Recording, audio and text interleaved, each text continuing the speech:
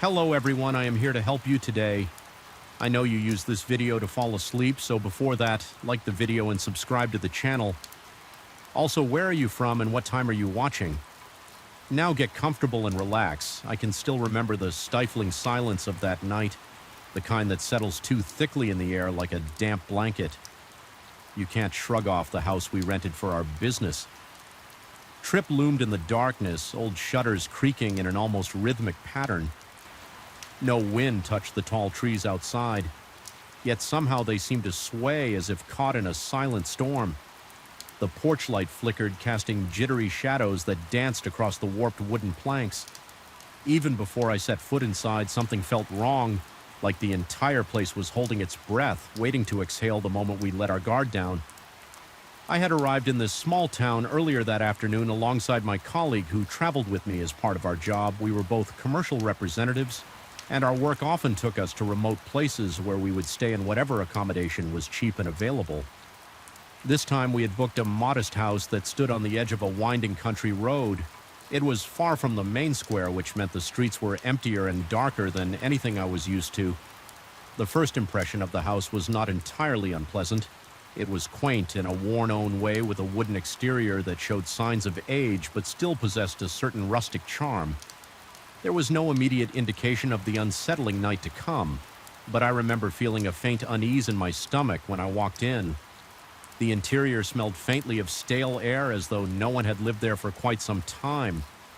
The floors creaked with every step, and the walls seemed almost too bare, with just a few outdated pictures and a mirror in the hallway. My colleague claimed the smaller bedroom near the front window, while I took the slightly larger one in the back. We had spent a long day on the road and were looking forward to resting before meeting our client in the morning.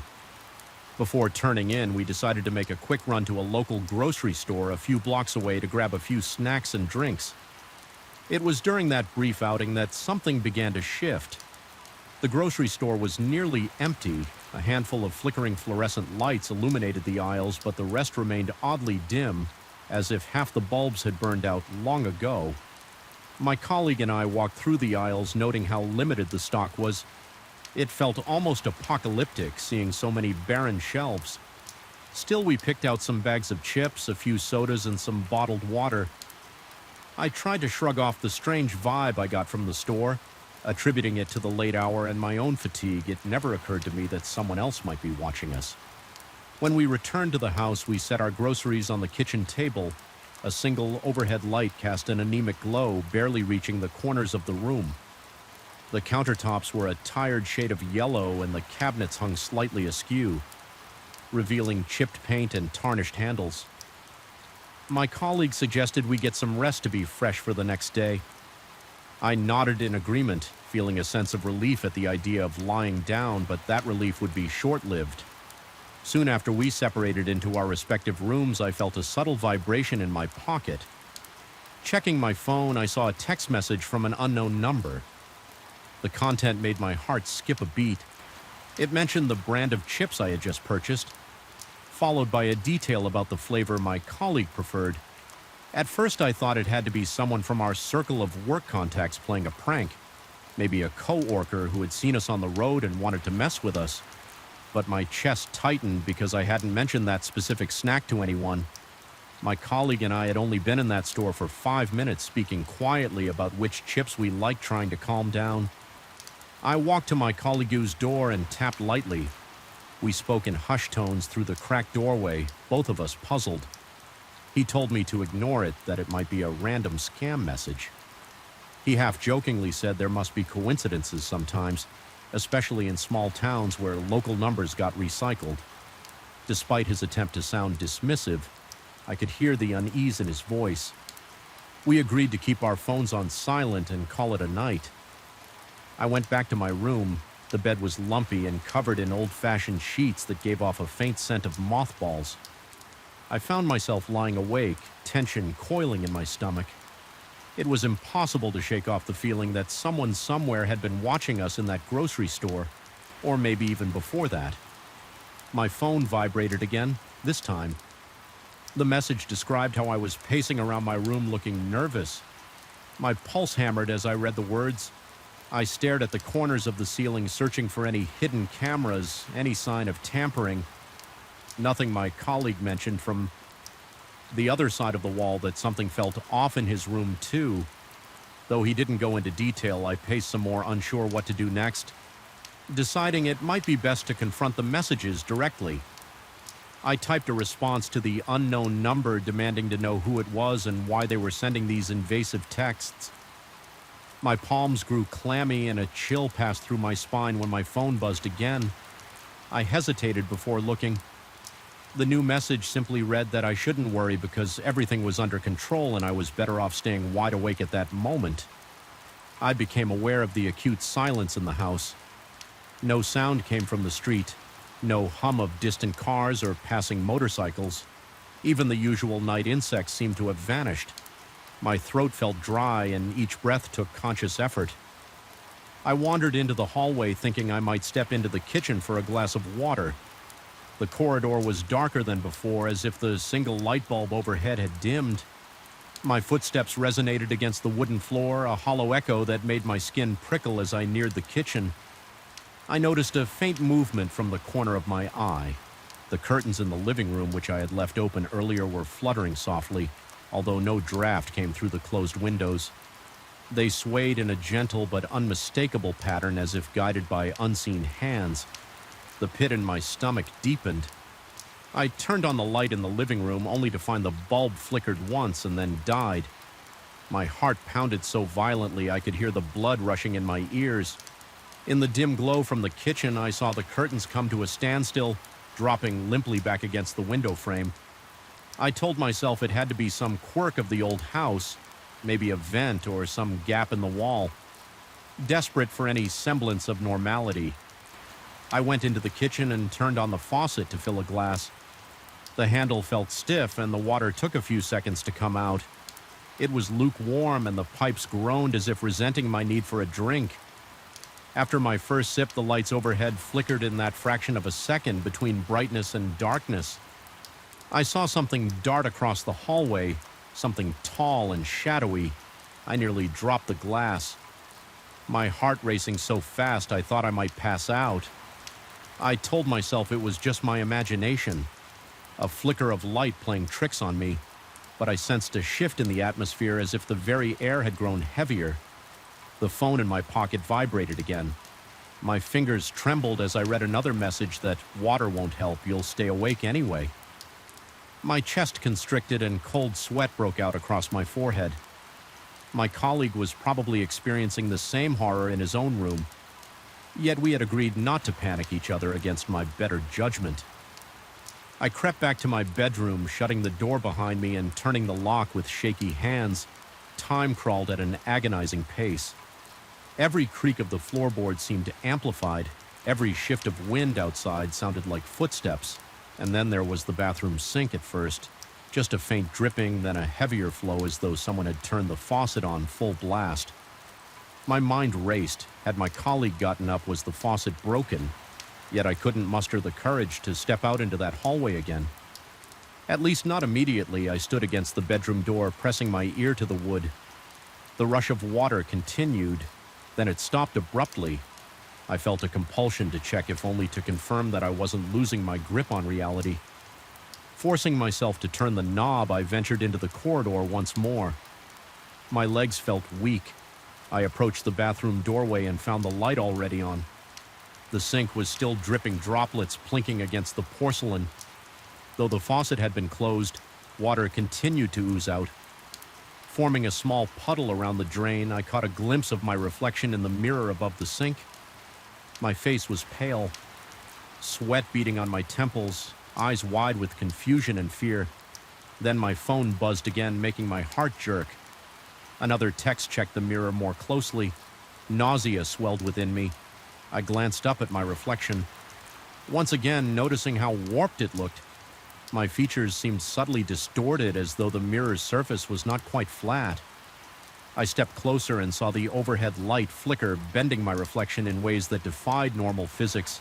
It could have been an optical illusion, a trick of old glass and failing electricity. But at that moment, it felt like the mirror was alive, or at least possessed by something that thrived on my terror.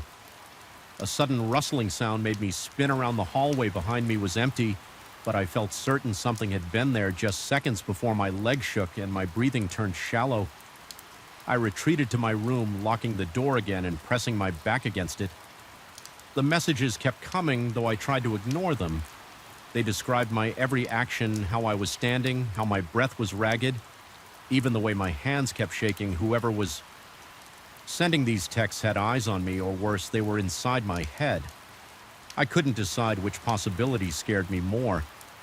Around this time, my colleague tapped lightly on my door, asking if I could hear the strange noises too.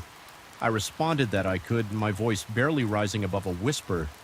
He then mentioned he was receiving odd messages, ones that described his every move and told him not to sleep. It felt surreal hearing confirmation that I wasn't alone in this. Neither of us dared raise our voices or go searching for help. The very walls seemed to be listening, waiting for us to reveal our fear so it could amplify it. Hours passed in a torment of creeping dread. The house became a canvas for every nightmare scenario running through my head. I heard faint knocks behind the walls, the floorboards squeaking outside my door, the faint rustle of curtains. Even though no wind blew, sometimes I thought I heard whispering in the hall, though I could never distinguish words, just a low, unintelligible murmur that made my skin crawl. My body shook with each wave of adrenaline, sweat soaked the back of my shirt. Yet I felt cold, as if an icy current licked at my skin. Somewhere close to dawn, the messages stopped. I hadn't realized how quiet my phone had become until I checked it and saw the last text had arrived nearly an hour earlier. It simply said, "Don't think you're safe." By then, the sky was lightening to a dull gray and a weak glow filtered through the thin curtains. Exhaustion weighed down my eyelids, but I was too terrified to succumb to sleep. My colleague's door creaked and I heard him step into the hallway. He said he wanted to get out of the house as soon as possible, to pack up and leave. I agreed silently. Words caught in my throat. We gathered our belongings in tense silence, each movement feeling magnified in the still morning. The air was less oppressive now, but the memory of that suffocating tension remained. Neither of us dared to check every room thoroughly. Instead, we made sure we had our phones, laptops, and any essential items. The rest could be replaced if needed. Our only objective was to leave the house and never look back. As I closed the front door behind us, I couldn't resist a final glance at the windows for just a second. I imagined I saw a flicker of movement behind the curtains. My pulse quickened, but I said nothing. We drove away from that small town, our tires kicking up gravel and dust, the early sunlight casting long shadows across the road. My colleague and I tried to discuss the events in a logical way. Maybe we had fallen victim to some elaborate prank or local superstition. Maybe the house was rigged with hidden cameras, yet neither explanation fully accounted for the unsettling texts that matched our actions in real time, nor did it explain the cold presence that made every hair on my body stand on end. We reached the highway and breathed a collective sigh of relief, but deep down I knew the experience would never truly leave me. Weeks later, I still find myself waking in the middle of the night, gasping for air, convinced that my phone is buzzing with more messages. My heart thunders against my ribcage until I check the screen and see no new notifications even, so I can't shake the feeling that whoever or whatever was behind those messages might still be out there, watching from some dark corner, just waiting for the perfect moment to remind me that I'm not safe. Sometimes I replay the events of that night in my mind, searching for clues or rational explanations, but the more I reflect, the stronger my suspicion grows that we encountered something beyond mere surveillance or pranks. To this day, I don't know if it was a person with twisted motives or if something else had latched onto our presence in 2000. That lonely house, all I know is that every instinct in my body screamed that we were being toyed with by a force that fed on our fear. I still see flashes of that warped reflection in the bathroom mirror when I close my eyes too long. I still feel a phantom chill wash over me when I stand alone in a dark room, and on the rare occasions I find myself in another quiet, desolate place for work, I catch myself glancing at my phone, half dreading, half expecting another text from that unknown number. The worst part is the lingering uncertainty whoever sent those messages never demanded money or made overt threats. Instead, they seem fixated on the notion of keeping us awake, heightening our paranoia, pushing us to the edge. The horror of it wasn't in any explicit violence, but rather in the way it invaded our minds, sowing seeds of distrust in our own perceptions. Even though we left that house intact, a piece of me feels as though I never truly escaped every bump in the night, every flicker of the lights, every unexplained rustle of fabric in a still room now carries echoes of that oppressive darkness. It's a reminder that sometimes terror doesn't need to manifest in physical harm. Sometimes it's enough that it watches you, learns your fears, and makes you doubt your own senses.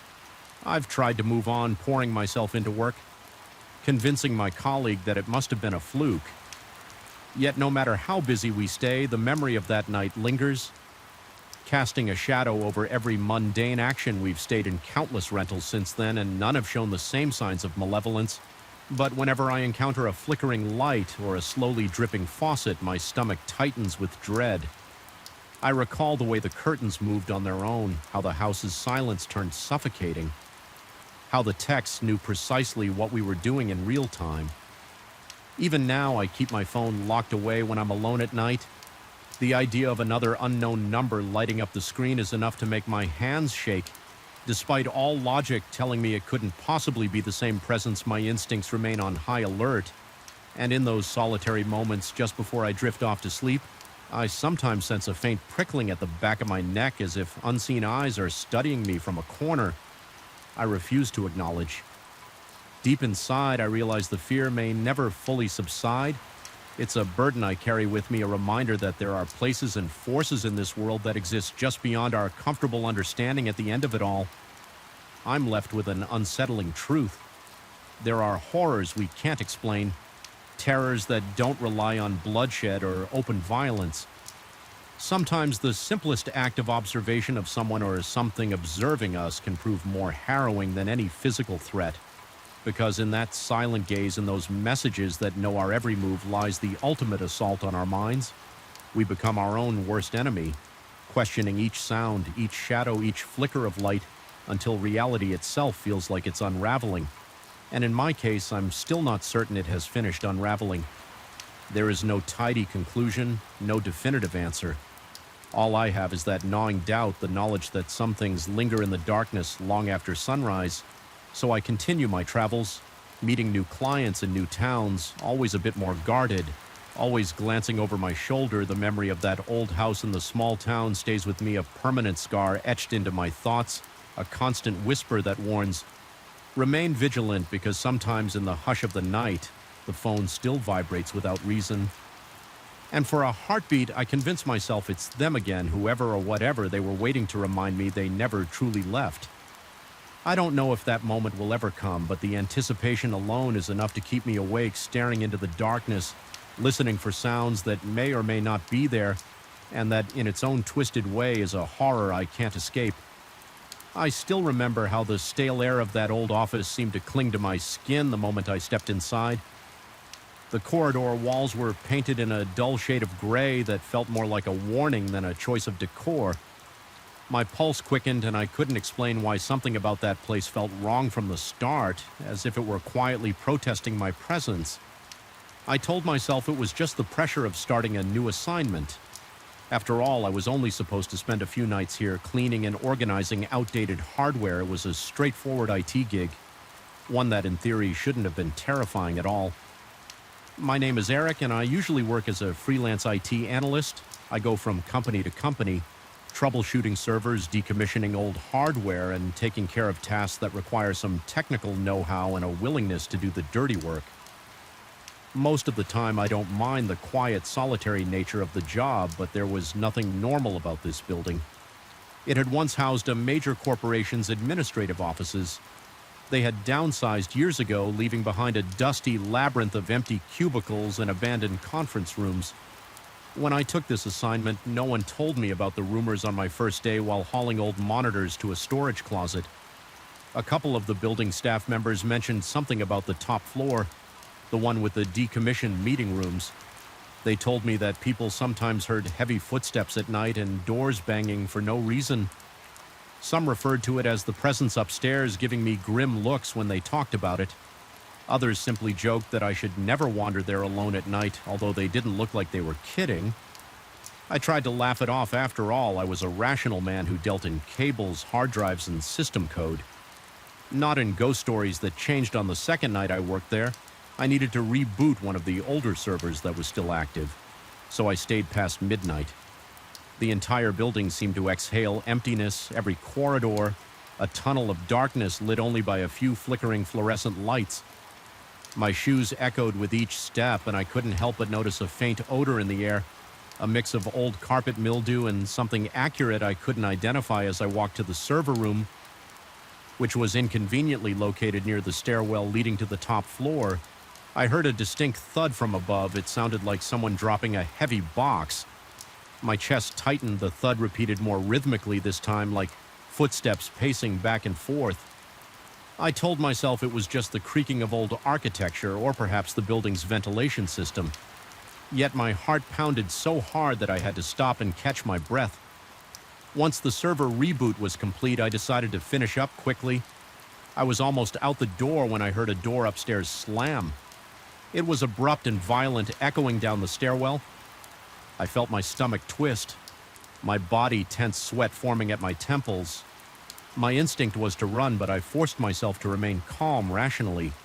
The place should be empty. No one was scheduled to be on that floor, and security would have locked up hours ago. But I couldn't ignore the fact that something or someone had just slammed a door. I tried to reassure myself that perhaps a window was left open up there, causing a draft, but the closed windows along the corridor suggested otherwise without wanting to investigate. I hurried to turn off the lights in the server room and head downstairs. On my way, I felt a sudden jolt of panic. The overhead lights flickered just once, but enough to make me gasp. In that brief moment of flicker, I had the unsettling impression that a tall figure stood at the far end of the corridor. I couldn't see any details, just the outline of something impossibly tall and still. My heart hammered so hard I could barely breathe, but when the light stabilized, there was nothing there. I left the building in a state of near panic. Refusing to look back that night, I barely slept, my mind racing through possibilities. Maybe the figure was a trick of the mind.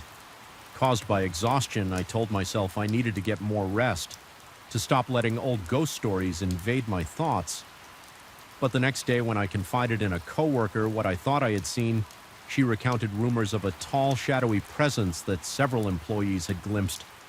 She described it as an elongated silhouette lurking near the corners of corridors, always watching, never approaching. I felt a twinge of nausea as she spoke. It seemed too specific to dismiss as an optical illusion. Over the following week, each time I needed to work late, I found myself dreading that building my palms would sweat the moment I entered the lobby. The quiet hum of the fluorescent lights made me feel on edge, yet my tasks forced me to stay because certain server checks had to be done after hours to avoid disrupting daytime operations. Unfortunately, the older hardware was stored on the very floor everyone avoided. I would stare at the elevator doors for a long moment, then choose the stairs instead. Something about stepping into an enclosed metal box made me feel even more vulnerable. Most nights I heard small noises that could be dismissed as the building settling, a faint crack here, a groan of metal there. But there were times I clearly heard footsteps above me, heavy, deliberate steps that seemed to circle the perimeter of the top floor.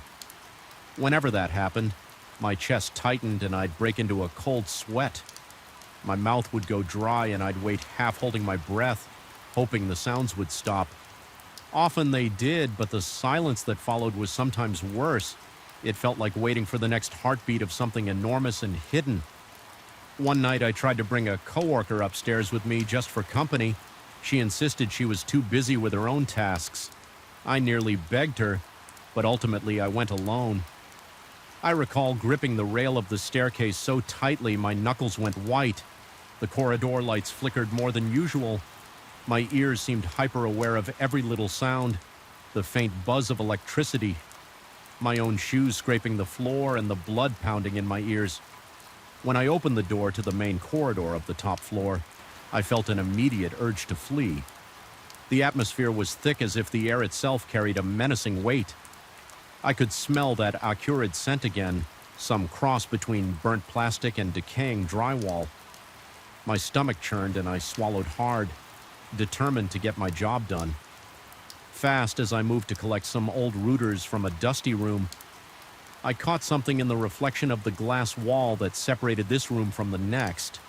It was that same towering figure standing at the other end of the corridor, motionless, staring at me. I froze and the reflex made my whole body go rigid, my breath catching in my throat for what felt like ages. I couldn't tear my gaze away. Then, without warning, the figure took a step back and the reflection vanished. I turned around, but there was nothing there, just an empty corridor with outdated furniture stacked haphazardly. By this point, my nerves were frayed. I felt an uneasy mix of terror and curiosity, but I mostly just wanted to get out. My mind raced. Could it be a trick of the overhead lighting? Was I having a stress-induced hallucination? The sense that something was watching me, that it could appear anywhere, anytime, gnawed at me constantly. My coworkers seemed unconcerned, content to believe it was all part of the building's ghost story. But I knew what I had seen. I couldn't shake the feeling that it was no mere shadow. In the following days, I found myself avoiding eye contact with the stairwell to the upper floor each time I passed it. I'd get that tight feeling in my chest, that sense of being observed at night. If I was forced to be there, every echo, every creak seemed to magnify a hundredfold. There were also times I heard a faint whisper, though I couldn't make out words. Only the soft, persistent murmur of something not quite human.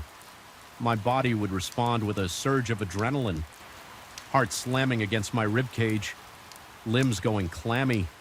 My supervisors began asking if I was feeling all right. I tried to explain in vague terms that the place was getting to me, that the environment felt oppressive. They offered to let me adjust my hours, perhaps coming in earlier in the evening so I could leave before midnight, but a few tasks still needed to be done in the early morning hours, and inevitably I found myself alone in that place. One particularly unsettling night, I was in the second-floor server room, running firmware updates around 2 a.m. I heard a door upstairs slam 3 times in quick succession. It was so loud that I felt it in my chest. My throat constricted and I nearly dropped my flashlight. The temptation to flee was overwhelming, but I remembered that the servers would be in the middle of a critical update for another half hour if I left. Then it could corrupt the entire system, so I stayed. Each minute stretched into an eternity.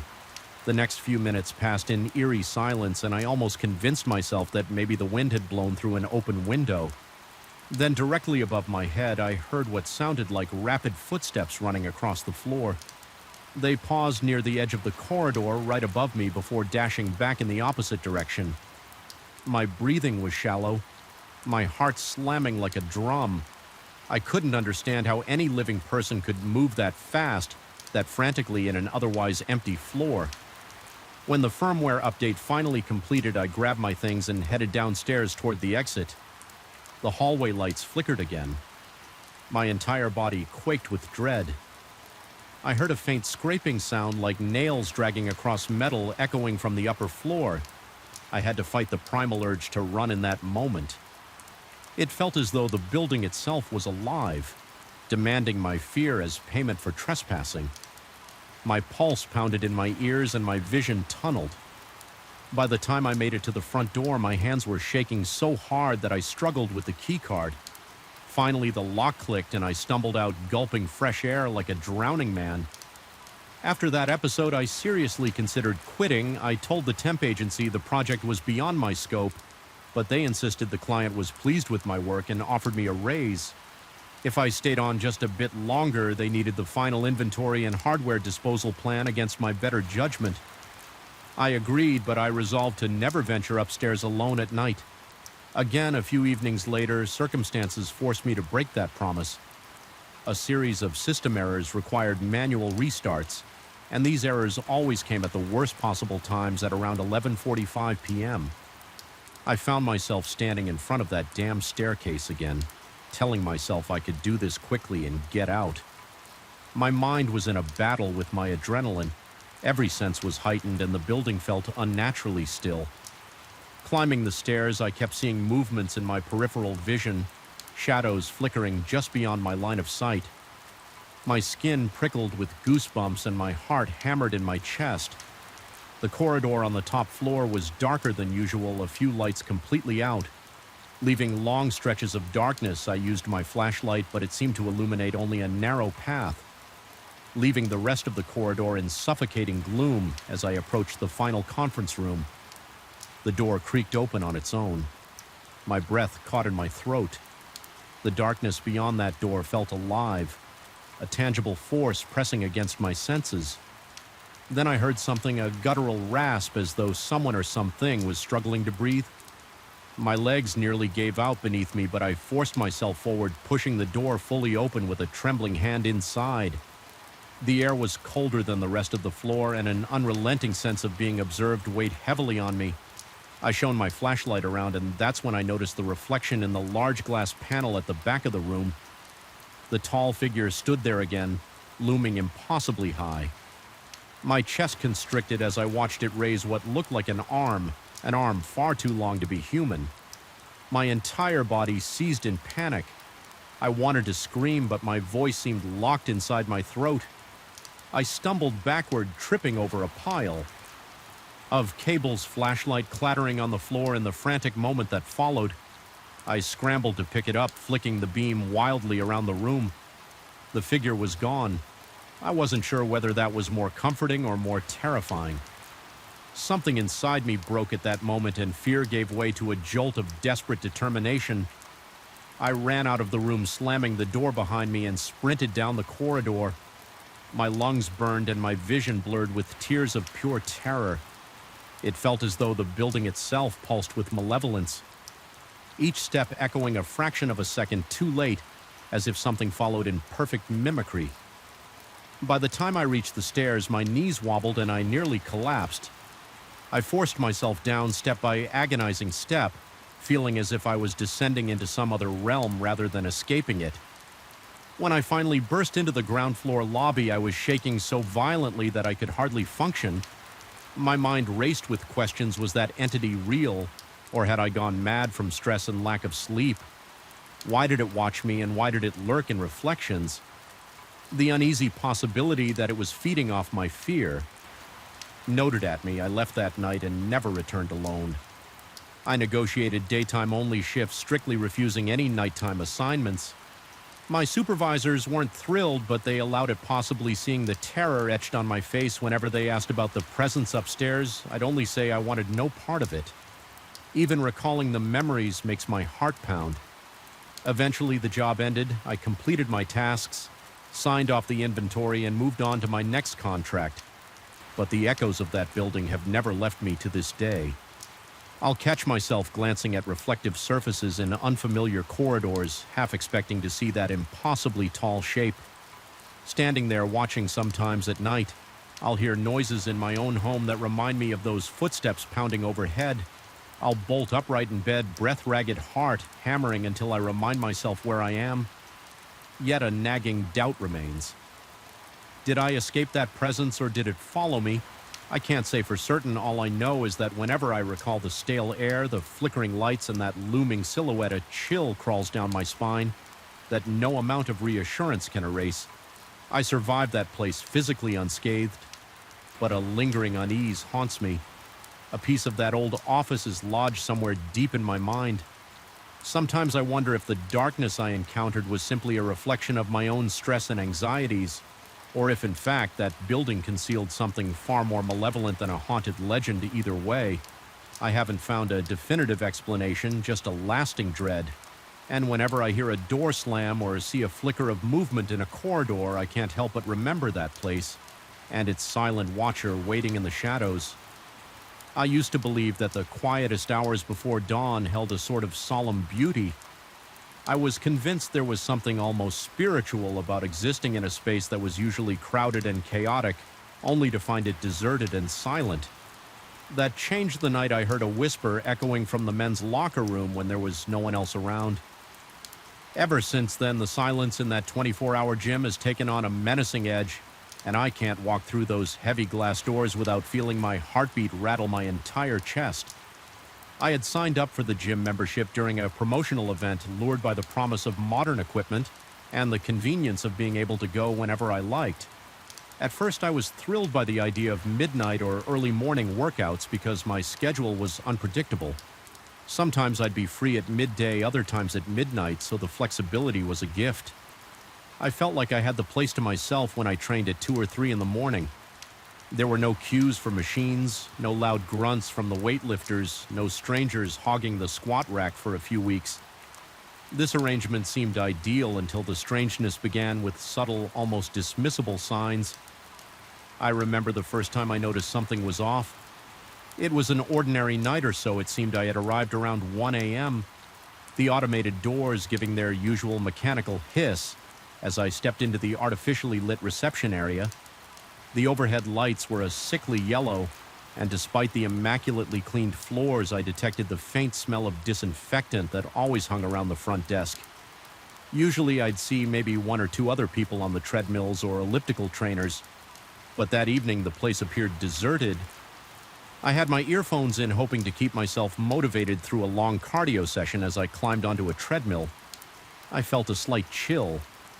At first I blamed the air conditioning, which was always set far too low during the night. My arms prickled with goosebumps and I shrugged it off as a trivial reaction to the cold. But there was something more. I sensed an undercurrent in the air, a subtle tension. I couldn't quite name it. Was like the entire gym was holding its breath within 15 minutes. I found myself restless instead of the usual steady rhythm of running. I kept glancing over my shoulder, certain I was about to spot someone lurking behind me. Of course, every time I looked, there was no one.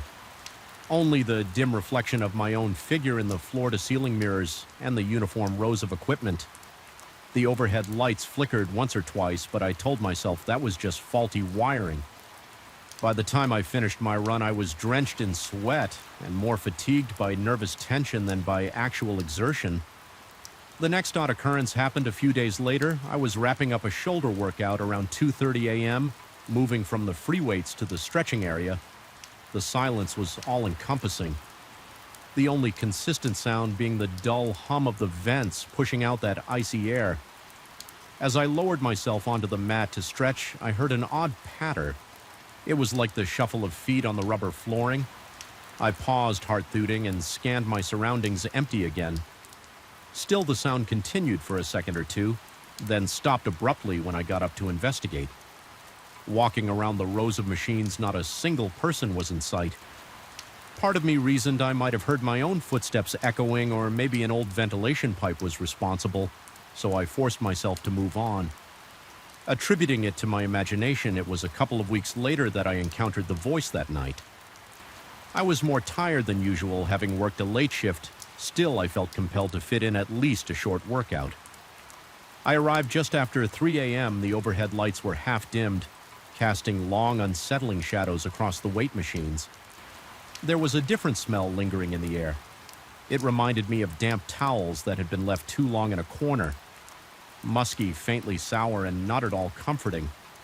I started my routine with some light cardio, then proceeded to do a few sets of bench presses.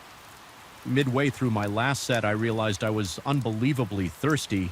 My throat felt dry and sandpaper rough, so I decided to take a short break and head to the water fountain near the men's locker room. The corridor leading there was bathed in flickering fluorescent light, the harsh glow seeming to strobe against the pale tiles. My footsteps echoed oddly, as if the hallway was stretching longer with each step. Just as I bent down to fill my bottle, I heard a faint whisper in Portuguese. It was distinctly clear, but drained of volume, as if carried by a dying breath. The words were ponte, and the invitation or command. Whatever it was stopped me cold. Initially, I assumed it was another gym-goer calling out from inside the locker room, maybe beckoning a friend, yet the voice felt off, like someone speaking from a distance that was both too close and too far. At the same time, heart pounding, I stood upright and scanned the corridor. The door to the men's locker room was slightly ajar, and no light seemed to be on inside, just a dim glow from a single overhead bulb. I told myself it had to be a staff member or some other restless soul. So, taking a tentative step forward, I called out a soft greeting. No response came, but the sense of being watched was overwhelming. I could almost feel eyes peering at me from the dark recesses stepping inside. I was met with an unearthly stillness. The row of lockers stretched out in front of me, and the room smelled of antiseptic mixed with stale sweat. My skin crawled as I walked past bench after bench, each unoccupied, each silent. I reached the showers and found the stalls empty. The entire space was deserted, yet I couldn't shake the certainty that someone had spoken to me only moments before I stood there, water bottle in hand. Ears straining for any rustle or breath. When nothing followed, I quickly turned and left feeling more unsettled than I could ever recall. Being in a public space over the next few nights, I couldn't shake the memory of that whisper it replayed in my mind incessantly. Sometimes I would be in the middle of a set of squats and the phrase would ring in my ears again as if someone had just spoken behind me. My workout suffered because I started rushing through exercises eager to finish and leave, but every time I tried to push the incident to the back of my mind, a new layer of dread draped itself over me. Another disturbing incident hit like a thunderclap about a week later. I'd convinced myself to face my unease head-on by returning at my usual late hour. The place was emptier than ever, with no sign of the night staff, though the front desk light was on. The entire building felt hollow. I did my best to ignore the gloom and focus on the rhythmic clang of weights. Halfway through my routine, the faint overhead music cut off abruptly, plunging the gym into silence, except for my own breathing. Then a distortion of static crackled through the speakers like a whisper full of watery hisses. No words were distinct, but the noise had an undeniably human quality to it, as if layered with quiet. Moans, the sound stretched on for what felt like minutes before snapping back into silence. By that point, my hands were shaking. I dropped the dumbbells, feeling my palms slick with cold sweat, and I could taste fear like copper on my tongue. Shaken but determined not to be controlled by my own paranoia, I reasoned I would just do a couple more sets and leave. The sense of a presence lurking was back stronger than before. Every time I turned, I thought I saw a shape moving around the corners of the mirrored walls. My reflection seemed elongated, twisted as though the mirror itself was warping. The overhead lights flickered relentlessly, creating brief intervals of darkness that felt like an entirely different realm. In those split-second blackouts, I swore I saw outlines of something not human. Shapes flickering at the edge of my vision by the time I finished and walked toward the locker room to grab my bag. Every nerve in my body was on fire. The corridor leading there was colder than before, making me shiver, despite my sweaty workout clothes. I pressed my ear close to the locker room door, unsure why I was even doing it, and I heard faint breathing. It was soft, deliberate, and it made my stomach knot. My mind screamed at me to turn and leave, but some grim curiosity pulled me forward. The instant I crossed the threshold, the lights above me went out in pitch blackness. I felt claustrophobic, my breath catching in my throat. Reaching into my pocket, I hurriedly fished out my phone to use its flashlight. The weak beam illuminated only a small patch of the floor in front of me. With each step, the fluorescent fixtures overhead buzzed like insects trapped in a jar, occasionally sputtering with a sickly light that revealed lockers and benches and fragmented glimpses. Then I saw it a figure or a shadow. It was impossible to say which. Looming at the far end, the shape seemed to hover without the normal posture of a person standing on two legs. I tried to call out, but my voice failed. Nothing came out but a ragged gasp. The shadow flickered or shifted, and in one fleeting second of faint light, it appeared to vanish. I stood there, paralyzed, heart pounding so hard that each beat echoed in my ears. Suddenly, the overhead fixtures blinked back on, revealing the space in full clarity. Once again, the corridor of lockers was bare. It was an empty, ordinary locker room, as if nothing had ever been there at that moment. I felt an intense wave of dizziness, and it took a concerted effort to remain upright. My pulse wouldn't slow. My breathing was ragged, and a cold sweat coated every inch of my skin. I must have staggered out of the locker room and hurried to collect my belongings from the bench near the entrance. My hands trembled so badly that I nearly dropped my phone twice while stuffing it back into my pocket.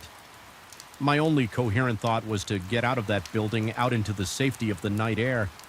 The automated doors slid open excruciatingly slowly. When I finally stepped outside, I realized I was panting as though I had run a marathon. The freedom of the open air felt fleeting, though I kept looking over my shoulder all the way to my car, convinced that something or someone was watching me from behind the tinted windows. In the following days, I tried to rationalize.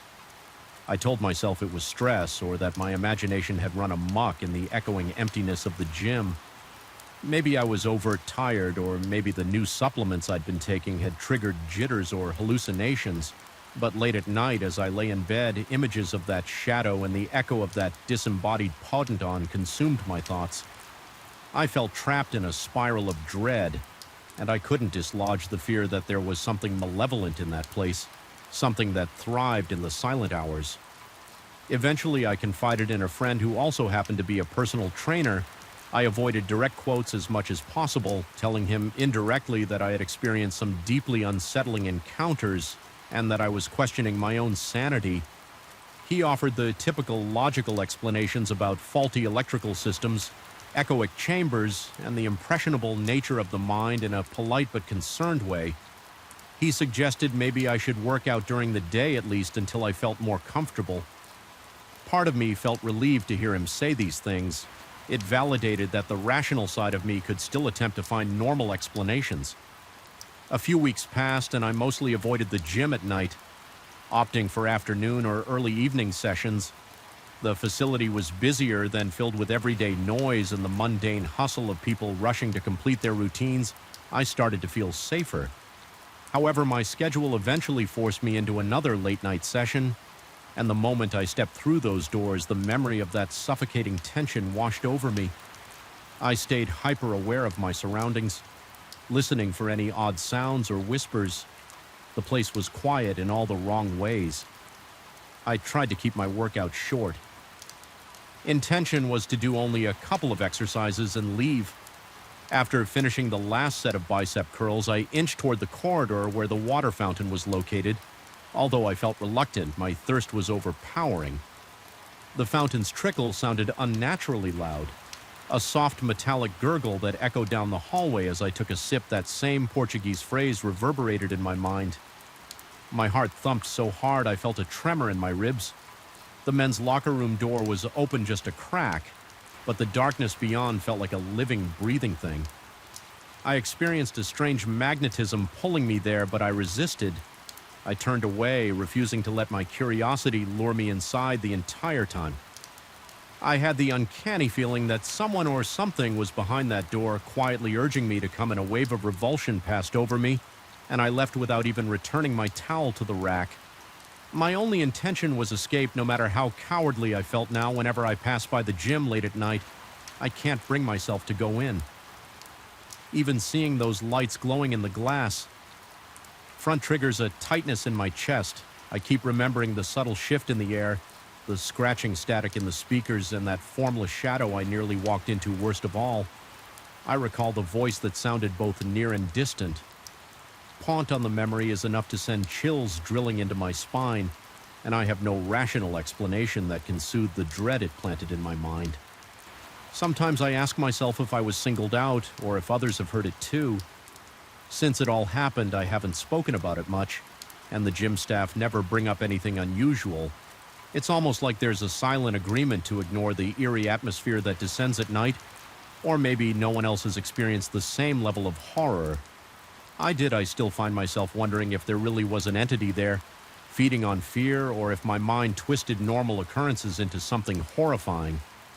Even now, I question my own sanity at times, but the fact remains I heard that whisper, I saw that shape, I felt an oppressive presence in the darkness of that locker room. A sensation so vivid it's impossible to dismiss as a mere trick of light. My body's reactions racing. Heart hair standing on end, clammy palms were real and undeniable. That night changed me, and it left an imprint on my psyche that refuses to fade. I've never gone back during those haunted hours. Never walked down that flickering corridor alone again. And though I continue my daytime workouts, the fear still lingers in the back of my mind, as if waiting to pounce. The slightest malfunction of a light bulb or the faintest echo in an empty gym can make my stomach seize with panic. I'm always on guard, half expecting to hear that disembodied voice calling out from the locker room, once more coaxing me into a darkness from which I might not return. The worst part is it leaves me with the uneasy possibility that sometimes the darkness beyond our own reflections is not empty. Something could be there waiting in the silent hush of early morning, inviting us further into shadowed corridors and quiet rooms. And when I remember that creeping dread and that single chilling phrase, I know one thing: I would rather stay outside in the safety of the night air than ever cross the threshold into that echoing void. Again, the air clung to us like a thick, invisible film the moment we stepped into that abandoned industrial zone. Something about the place felt inherently wrong, as though it was trying to repel us. Even before we crossed the threshold, the jagged outlines of rusted metal beams against a darkening sky seemed to stand in silent warning. Yet my friends and I couldn't resist the pull of our own curiosity. We believed naively that we would explore, get a little thrill, and then leave no harm done. None of us realized how deeply the heavy atmosphere and sour stench would burrow into our minds. I remember the road leading to the industrial park was cracked and pitted, flanked by fields of tall, dry grass that rattled in the breeze. An old chain-link fence with more holes than intact mesh was the only barrier between civilization and that decaying wasteland. We'd heard rumors that chemicals had once been processed there, but nobody bothered to confirm. We just wanted an adventure. So we found a gap in the fence, slipped through, and navigated the deserted lot until we arrived at a massive corrugated metal building looming in the gloom. From the outside, the warehouse was colossal, its roof sagging in places and large doors left hanging crooked on rusted hinges. When we pushed one of those doors open, it scraped along the concrete floor in a slow, tortured groan. The noise made my spine tingle. I recall stepping inside, first shining my small flashlight across the interior. The beam illuminated dust motes swirling in the stale air. The place smelled foul, stale, sour, almost like old milk that had turned, but also chemical in a way that made my eyes water. My throat felt scratchy. I wanted to cough, but somehow I held it in. I tried to brush off the creeping dread as I waited for the others to follow. Dan, who usually cracked a joke to lighten the mood, seemed uncharacteristically quiet. I heard him mumble something about how this might not be as fun as we'd thought. He wanted to keep going, though. So we continued. The inside of the warehouse was lined with defunct conveyor belts, metal tables, and enormous vats that once must have held industrial fluids overhead. Fluorescent lights dangled from bent fixtures. They no longer worked, of course, but I kept glancing up, half expecting them to flicker to life. Instead, we had only our flashlights and the occasional faint glow from the holes in the roof. I couldn't shake the feeling that the shadows under the machinery were deeper than they should be. It was as though they were absorbing the light, instead of reflecting it. Each time my flashlight beam passed over a dark corner, I felt a gentle tug of apprehension. My heart thudded in my chest, and my palms grew damp around the handle of the flashlight. Every small sound metal creaking, a single droplet of water hitting the floor, echoed painfully in my ears. My breathing sped up, and I tried to keep it quiet so I could listen for anything else that might lurk in the darkness. We fanned out, each of us drawn to different areas. At one point, I ran my hand along a section of rusted piping. The metal flaked away at my touch, leaving orange-brown residue on my fingers. I wiped it off on my jeans, but I couldn't get rid of the gritty sensation, as if the rust clung to my skin. The sour smell intensified as I moved closer to the center of the warehouse, where a massive machine stood silent and forbidding. It was covered in cracked paint with what looked like tangled hoses sprouting from its sides. The floor around it was stained with something dark and oily. In my mind, I told myself it was just old chemicals, but my stomach churned with a nameless dread. I felt a presence. Then, as if someone was standing just behind me, my neck hair bristled, my heart hammered, and a bead of cold sweat trickled down my temple. I spun around, shining my flashlight in a wide arc. Nobody was there, only a cluster of upright tanks and conveyor belts that stretched off into the gloom. I let out a shaky breath, telling myself I was being foolish. But that feeling lingered, as though I had intruded on something's territory, and it watched me from just beyond the edge of my vision. A few yards away, one of my friends was fiddling with some levers on a broken control panel. He mentioned in a low mutter that these must have operated the conveyor belts. The rest of us gathered around the machine. We exchanged looks that said we should probably move on. Some unspoken tension passed among us. I wondered if they felt that same pressure in the air, that quiet insistence that we didn't belong. We headed deeper into the building, stepping over piles of debris, broken crates, fragments of scrap metal, and torn industrial tarps. The further we went, the heavier the atmosphere became. It felt harder to breathe, as though my lungs were straining against a weight pressing on my chest. My flashlight flickered once, twice, and then steadied. It was enough to send a jolt of panic through me. The last thing I wanted was for the light to fail in that suffocating darkness. As we approached the back of the warehouse, we found a row of offices sealed behind glass windows. The windows were so grimy that it was impossible to see inside without wiping the sludge away. I hesitated, but eventually used my sleeve to create a streaky portal into the gloom. The beam of my flashlight revealed a cramped room filled with file cabinets and a few desks. All in disarray, chairs were knocked over drawers, yanked open documents scattered across the floor. The sour smell grew even more potent near this office section. My eyes watered and my stomach twisted. It was as if something had leaked out of the walls and infected the air. I noticed a movement from the corner of my eye, a quick flicker of shadow across the other side of the glass. My breath caught in my throat.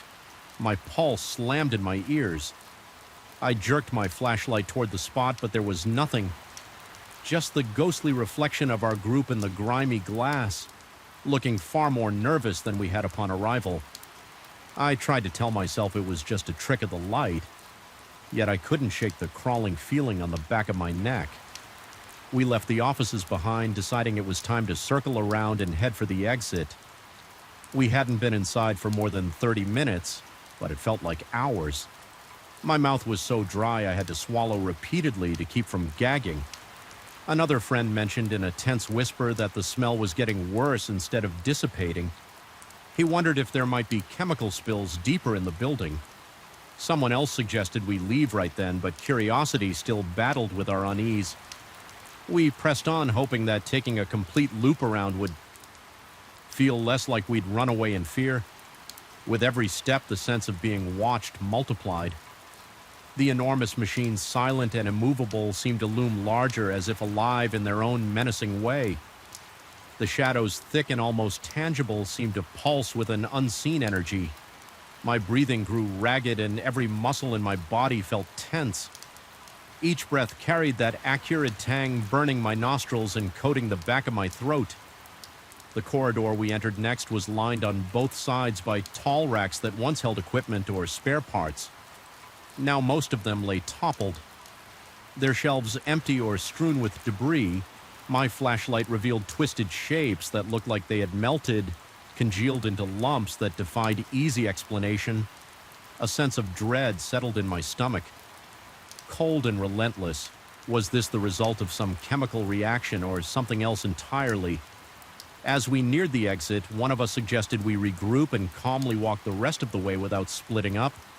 We formed a tight cluster, flashlights overlapping to create a larger circle of illumination. The beams of light jittered along the walls and ceiling, revealing streaks of rust and filth that almost looked like spreading veins. Each time we passed another piece of decrepit machinery, I strained my hearing for any sign of movement behind us. The silence became loud, pressing against my eardrums until I wished for even the smallest, most innocuous noise to break the tension. But the only sound I could detect was my own panicked breathing. Then, for a brief moment, the sour smell subsided, replaced by a cool draft wafting in from a large set of double doors. Relief surged through my body. I could see the outline of the exit in the weak exterior light. My heart pounded, urging me forward. The feeling of oppression that plagued me was starting to loosen its grip just a bit. But as we drew closer, the entire building seemed to exhale some foul breath of its own. The sour stench hit like a physical blow, worse than anything I had experienced so far. My knees wobbled and I struggled not to retch. I heard my friends letting out muffled curses, covering their mouths and noses. It was as if the place refused to let us leave without one final assault on our senses.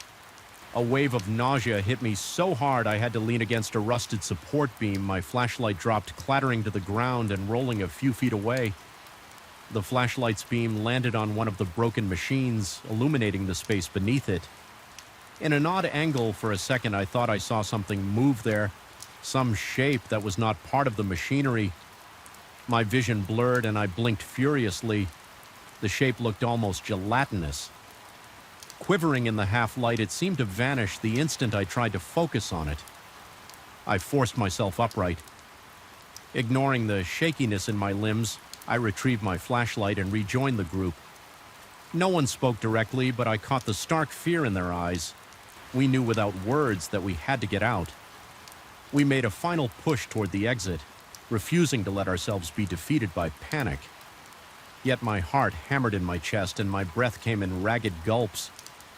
I could feel sweat trickling down my back, chilling my skin in the damp air. The closer we got to those double doors, the more the atmosphere seemed to swirl around us in a suffocating dance, shadows elongated and warped, distorting the shapes of the machinery into monstrous silhouettes. My flashlight flickered again and I nearly lost my nerve. I told myself to keep it together outside. I could see a sliver of the dark sky, a faint promise of escape from this suffocating darkness. When we finally reached the threshold, I could barely breathe. My lungs felt seared by the chemical stench. My nerves frayed by the constant sense of pursuit from those silent shadows stepping over the doorway felt like crossing from one reality into another.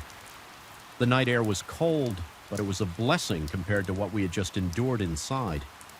I tasted freedom in that first gulp of cleaner air, even though the sour odor clung to my clothes and hair. Yet even outside, I felt no true relief. The warehouse loomed behind us, its jagged outline framed by the moonlight. My heart was still pounding and a cold sweat covered my forehead.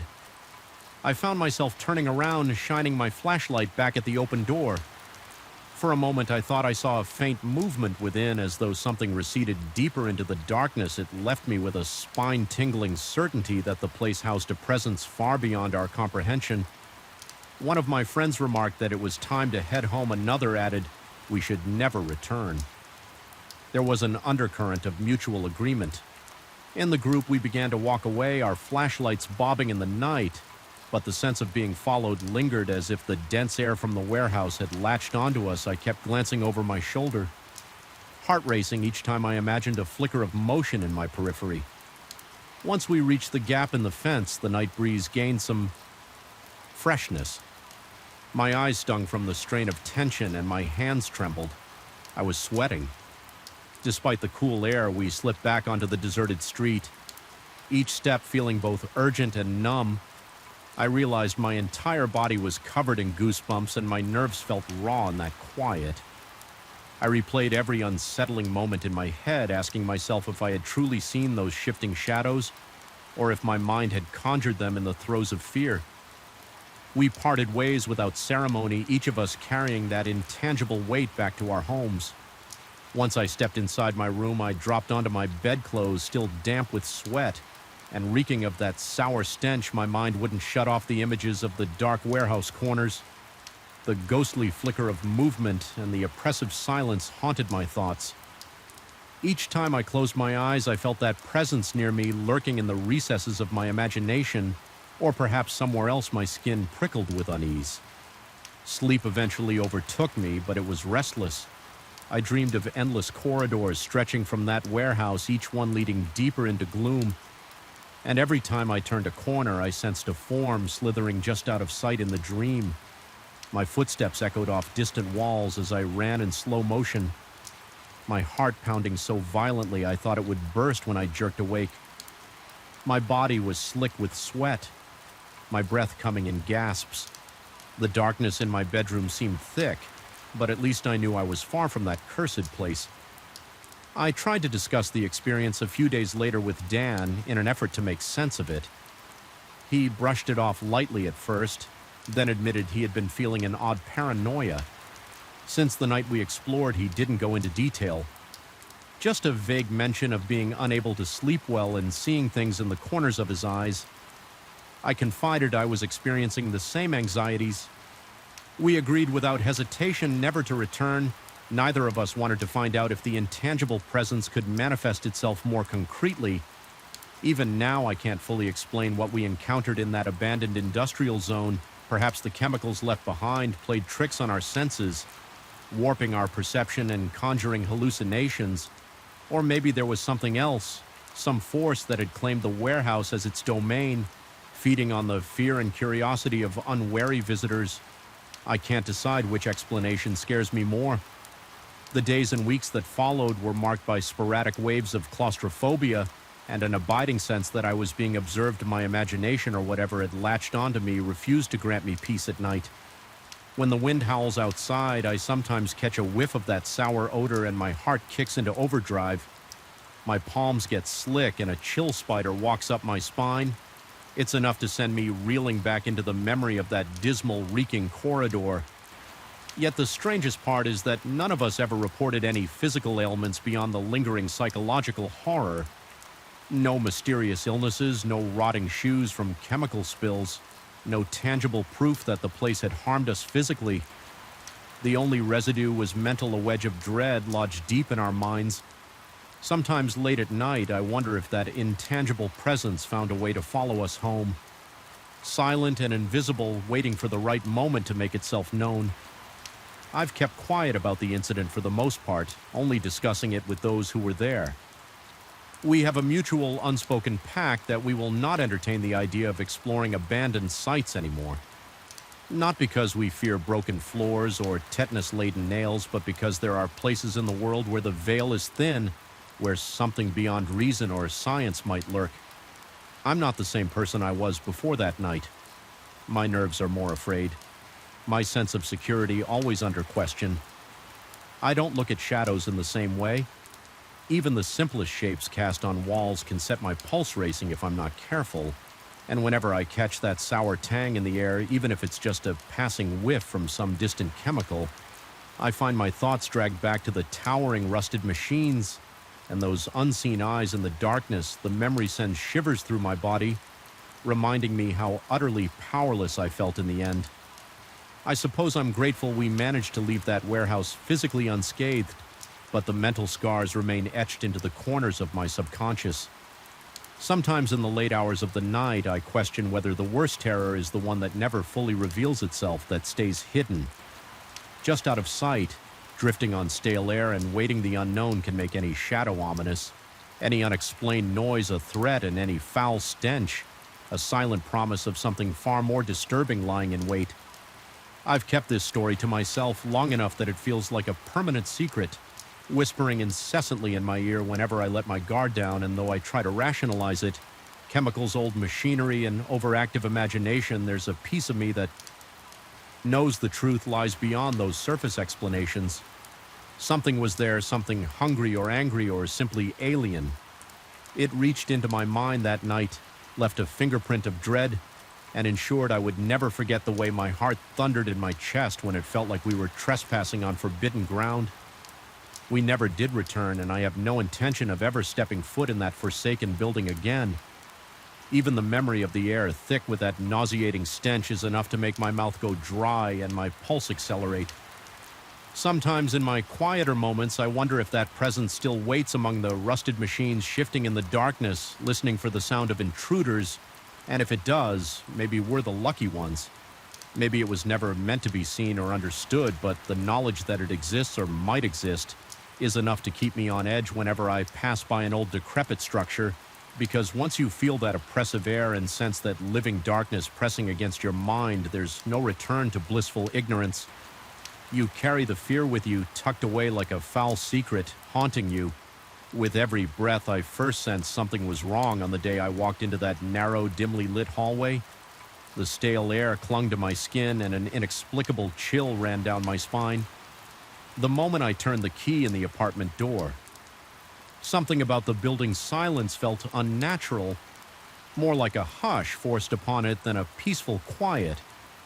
Even before I noticed the flickering lights or heard the echo of mysterious footsteps, I felt as though I was trespassing in a place that resisted my presence. It was an old construction in the heart of the city, with high ceilings and long corridors that played tricks on the eyes.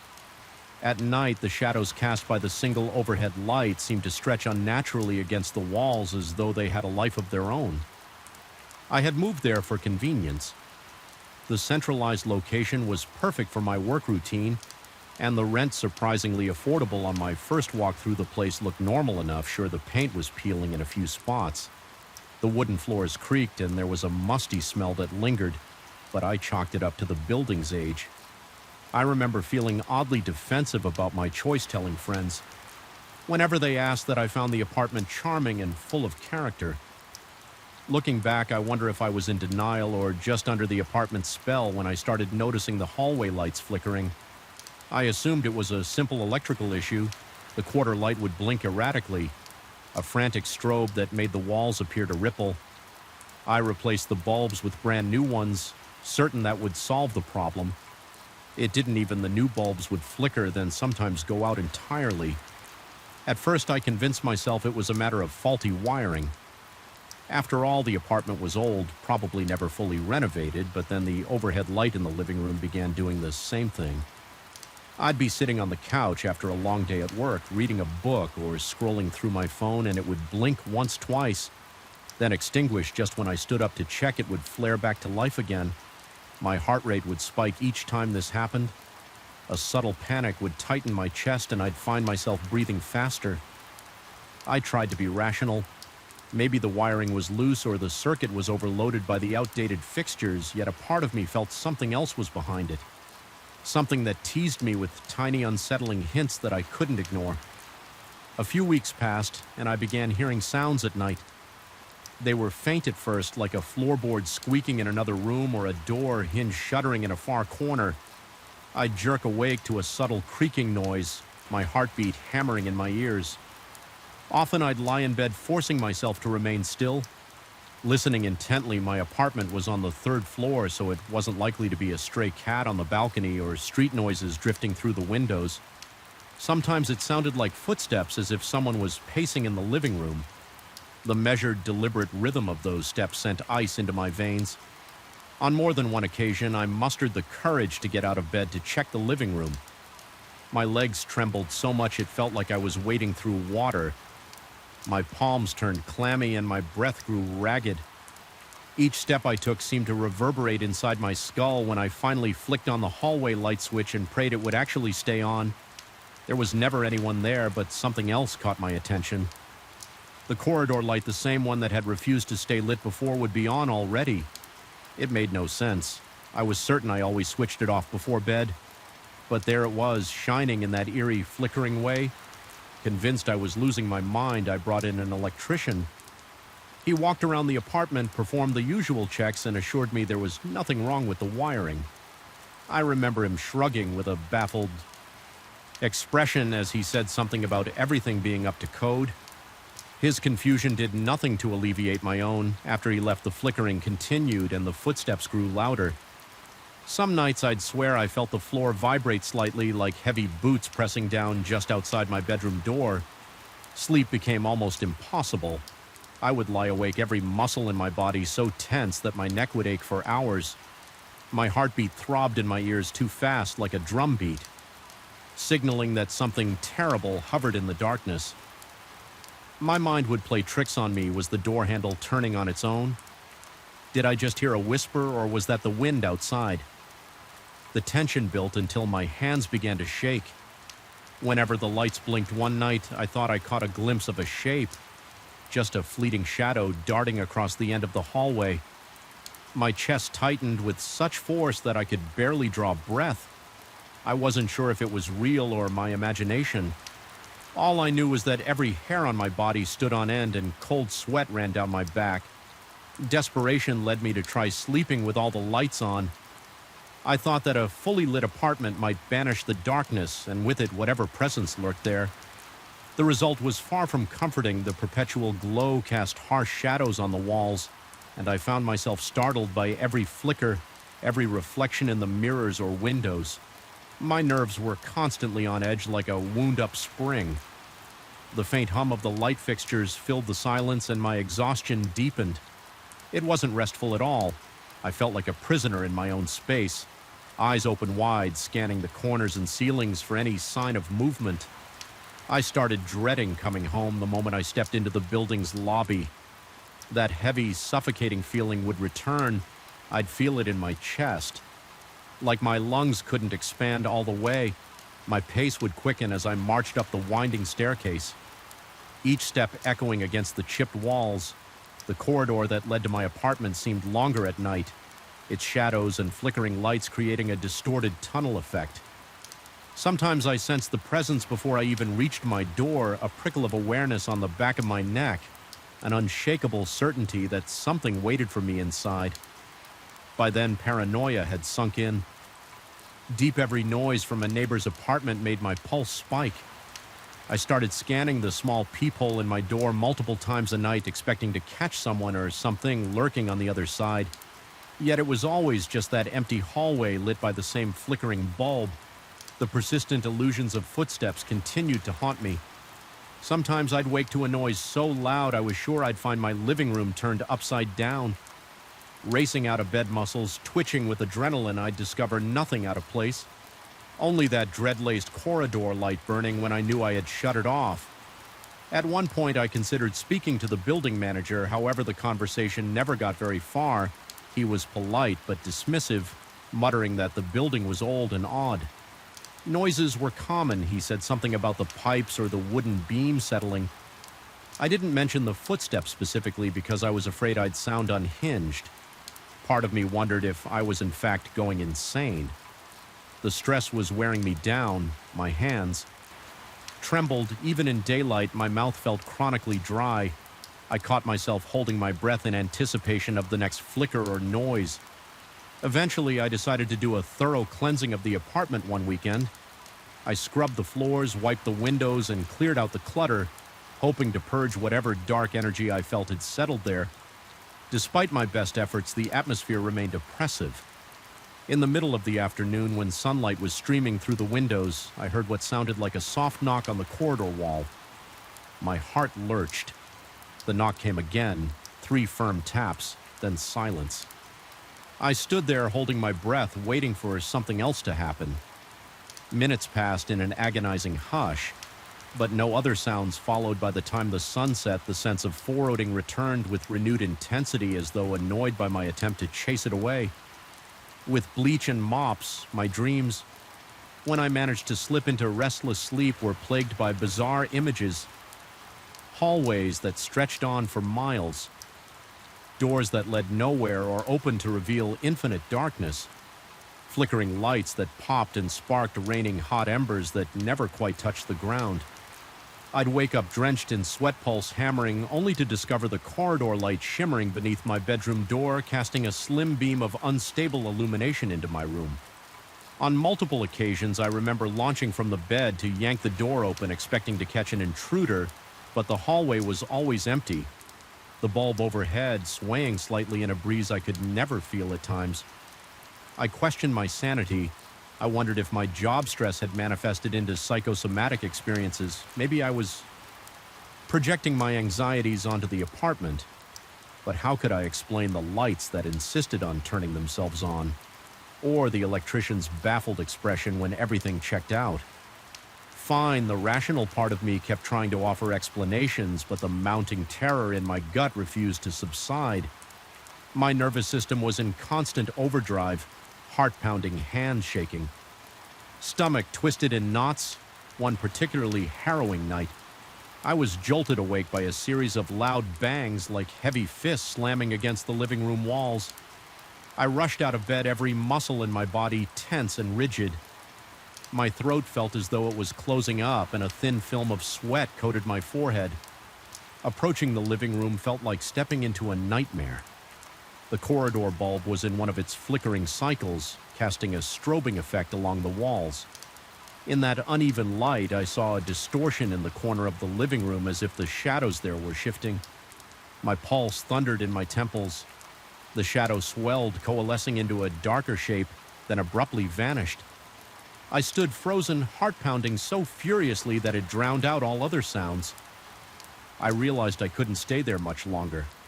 My body was running on fumes and my nerves were shot. By then, I could barely function at work. My thoughts kept drifting back to the apartment's mysterious phenomena. That sense of being watched never left me, as if a pair of eyes lingered just behind every door. The flickering lights had grown more erratic sometimes, in sync with my own sharp intakes of breath. As if reacting to my fear, I felt trapped, pinned down by forces I couldn't understand. 2 days later, I decided to spend the night at a friend's place. I needed some distance, some clarity of thought. My friend asked why I looked so pale, so exhausted, so on edge. I tried to explain, but the words sounded feeble.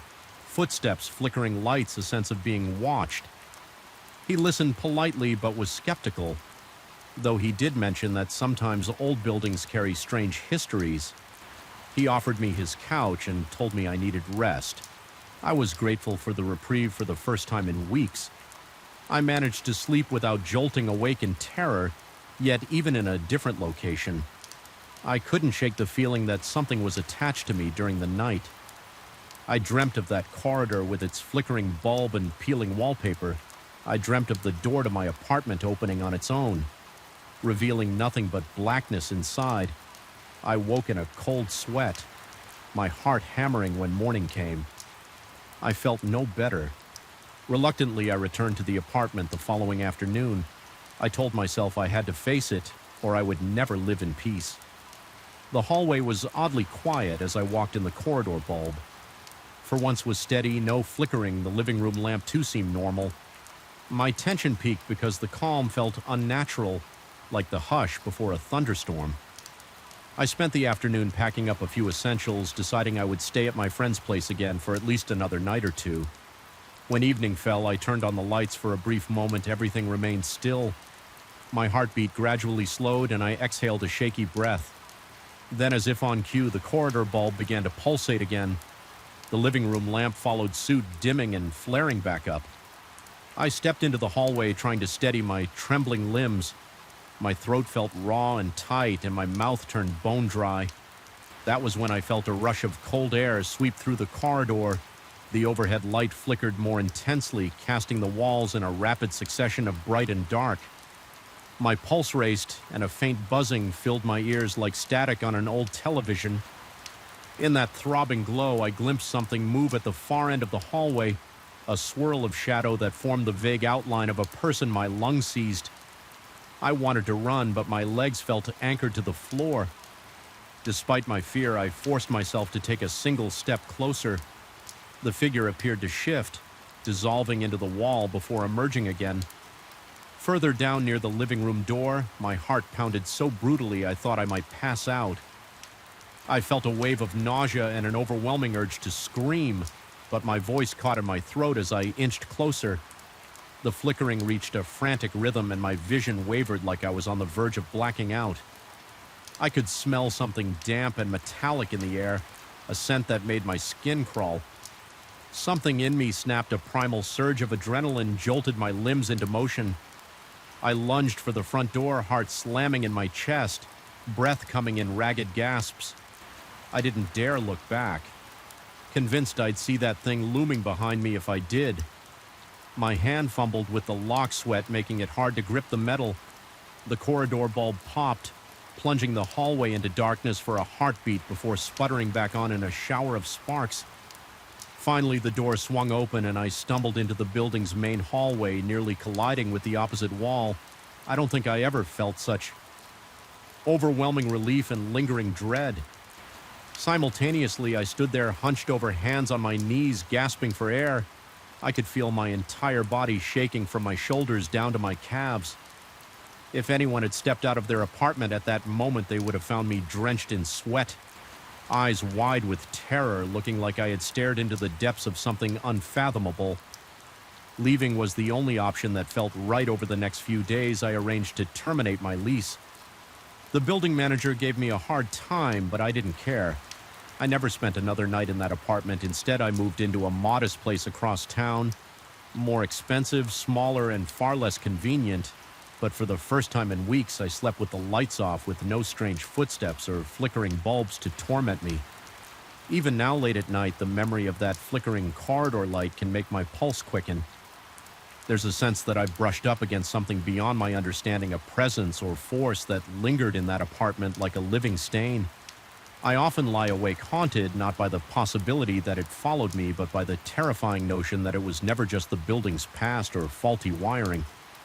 Some places simply hold on to echoes of energies best left undisturbed, and I had been unfortunate enough to stumble right into one of them.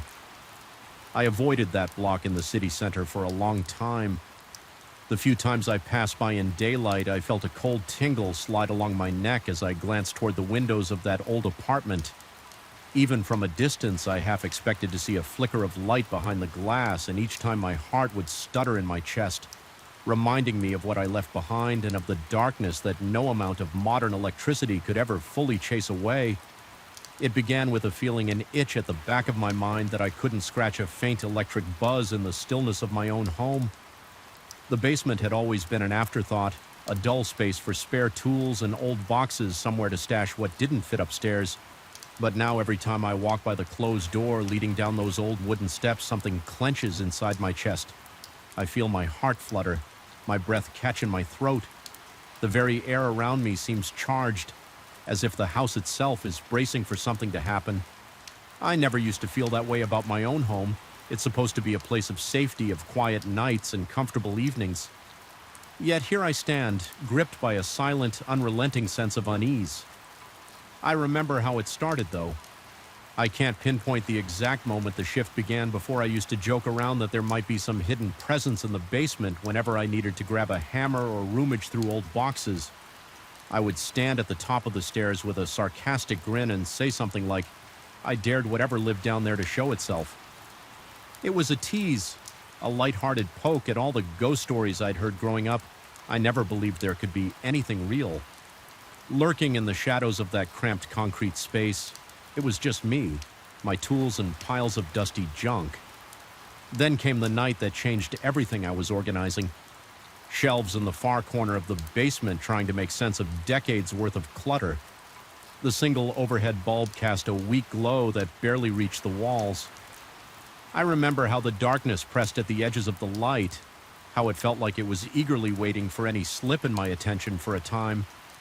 Nothing unusual happened. I moved boxes around, coughed at the clouds of dust swirling in the stale air, checked my phone for the time the place smelled of damp concrete and rusting metal. My breath sounded unnaturally loud down there, echoing in the gloom. At some point, I felt the concrete floor under my boots vibrating so faintly I doubted my senses. It was like a tiny tremor, as if something massive had shifted far below my arms, broke out in goosebumps, and I felt a sudden chill that made my stomach lurch. I tried to shrug it off, telling myself it must have been a passing truck or a random quake, although I couldn't recall the last time I'd felt so much as a tremor in this region. My mind fumbled for logical explanations, but no matter how I tried to justify it, a trickle of dread had already begun creeping into my thoughts as I continued to sort through a box of old wrenches. The metal shelves along the wall gave a gentle, unmistakable rattle. Nothing dramatic, just a slight, almost polite shaking of the brackets. Yet it felt deliberate, as if someone or something was testing my reaction. I froze, every muscle going rigid. My pulse throbbed in my ears, and the dryness in my mouth made me gulp. My eyes darted around the basement from corner to corner, seeking any movement in the dark. The overhead light flickered, and my breath got shallow. Moments later, a small ring of metal keys, which I had hung on a hook, slipped to the floor with a sharp clang. The sudden noise made my heart lurch into my throat. It was such a simple event, keys falling. But in the charged atmosphere of that basement, it felt like the final straw. My skin felt prickly, sweat trickled down my neck, and I realized I was trembling as the final echo of that metallic clang dissipated. I could have sworn I heard something else, something like a breath or a low hiss. It was too faint to be sure if I wasn't just imagining it. That alone was enough to send my panic into overdrive. My rational mind insisted it was all coincidence. An unsteady shelf, a loose hook, an overactive imagination. But fear flooded my body, pounding in my chest. I didn't even bother to pick up those keys. I dropped everything, turned, and bolted for the stairs. My hand shook so badly I fumbled twice with the doorknob at the top before managing to fling it open. Then I rushed out, slammed the door behind me, and found myself panting in the hallway, sweat cooling on my forehead despite the warmth of the night. I stood there listening, half expecting to hear footsteps or something heavier following me. There was only silence that night. I couldn't bring myself to go back down. In fact, I avoided it altogether for days, maybe weeks. I lost track because I forced my mind to push that unsettling memory away, but the basement refused to let me forget. Subtle reminders began cropping up at odd hours late at night. When I was trying to sleep, I'd hear a gentle tap, tap, tap coming from behind the basement door. Sometimes it was so soft I convinced myself it was just the house settling, but other times it came with a distinct rhythm, like knuckles rapping on wood.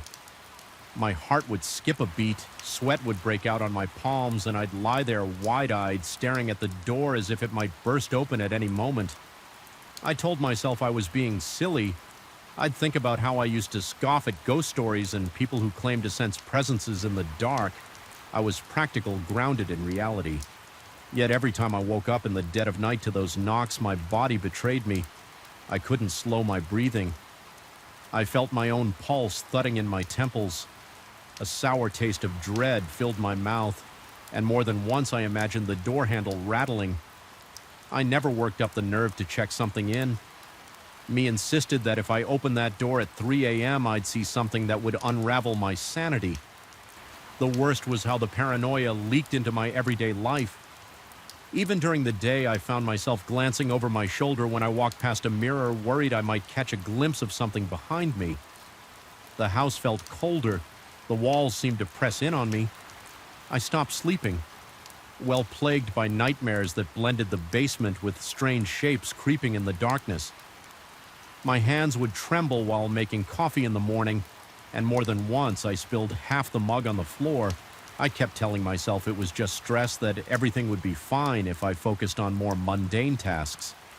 Yet a persistent tension coiled in my chest, a quiet voice warning that the basement was more than just a storage space.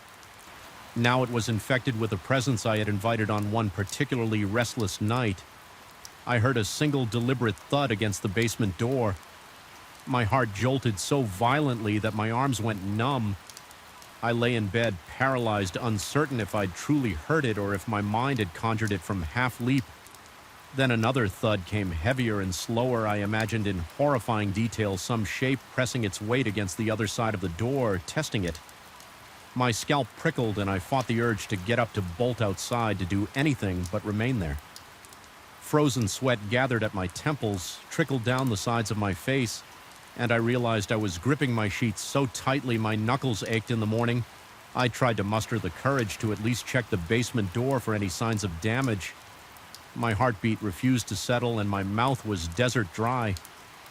I stood at the threshold, hand hovering near the door knob, expecting it to jolt under my fingers. The door looked the same, no scratches or dents. But when I finally opened it, I noticed a stale odor drifting up, more pungent than before. It was a combination of damp concrete rust and something else, a musty, almost earthy smell that made my stomach churn. The darkness stretched below, and the bottom of the stairs was consumed by shadow. Even with the overhead light switched on, the gloom felt thicker, as if the basement swallowed most of the illumination before it reached the floor. I couldn't bring myself to go any farther than the first step. My entire body tensed with each breath, and my knees felt weak. I closed the door again, promising myself that I'd only go down there once worry. I felt braver, though I suspected that moment might never come. Still, life had to go on, at least on the surface. I tried to keep up with work and daily errands. I avoided mentioning the situation to anyone, though a colleague asked once if I was feeling okay. Noticing the dark circles under my eyes, I mumbled an excuse about not sleeping well, about having too much on my mind.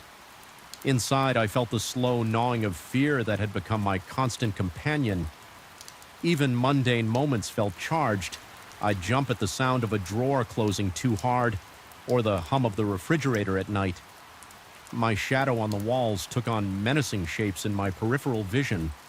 My mind began to distort ordinary sights and sounds, weaving them into a tapestry of dread. Eventually, curiosity or desperation got the better of me. I decided I couldn't let myself be ruled by an empty basement. One weekend afternoon, determined not to be a prisoner in my own house, I steeled myself to go down there. The sunlight streaming through the living room windows did bolster my courage slightly. I told myself that daylight would keep anything at bay, that it was probably all in my head anyway. I armed myself with a flashlight, even though the basement had an overhead bulb, and stepped onto the creaking wooden stairs. Each step felt like a betrayal of my own instincts. My throat tightened and the flashlight shook in my clammy grip. At first all seemed quiet. The glow from the bare light bulb overhead cast long, distorted shadows across the walls. My dusty shelves stood silent, the clutter on them appearing unremarkable, but my pulse hammered mercilessly in my chest, and the sweat beaded on my brow as I moved deeper into the basement. I caught a glimpse of movement at the edge of my vision. Something black and indistinct darted behind a shelf in the corner.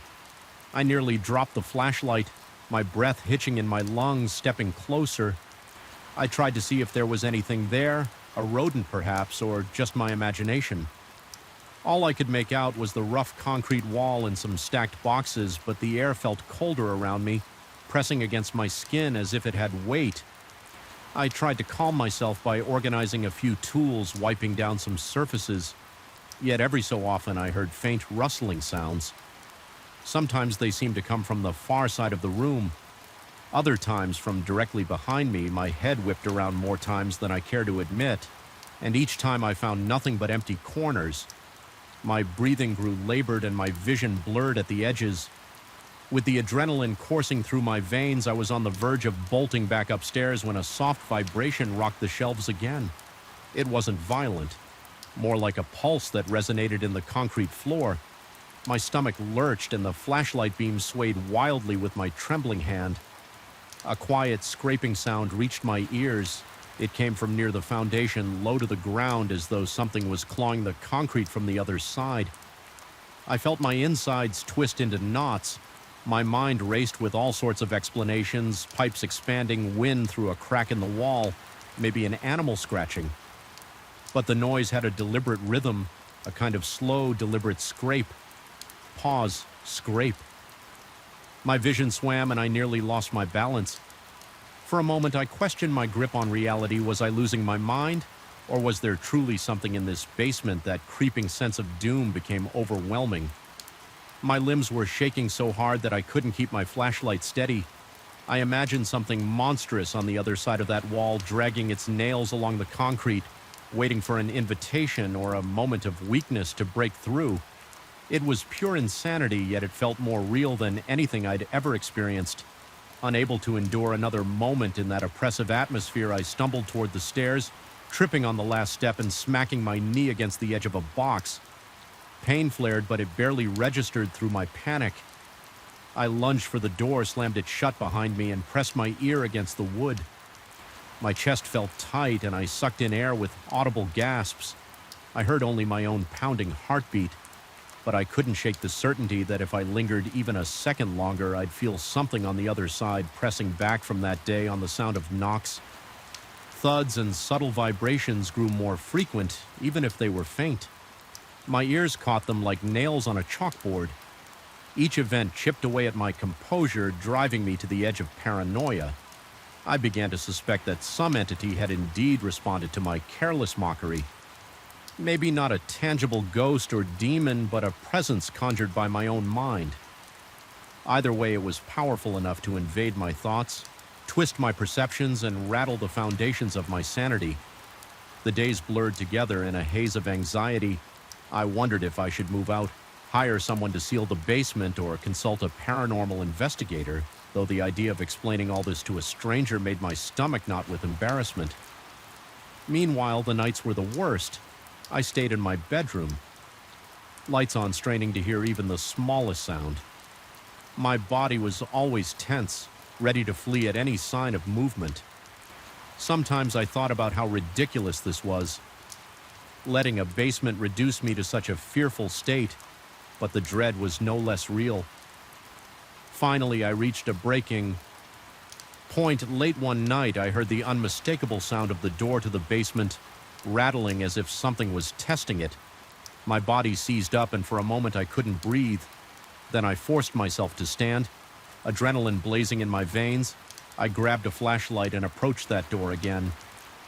My hand quivered on the knob, sweat gathering on my upper lip. My mouth was so dry I could barely swallow. The house was silent, but I felt the weight of whatever was behind that door pressing into my consciousness. I turned the knob. The door gave a slight creak. Goosebumps erupted across my arms. There was a pregnant hush, a static-like pressure filling the space around me for a heartbeat.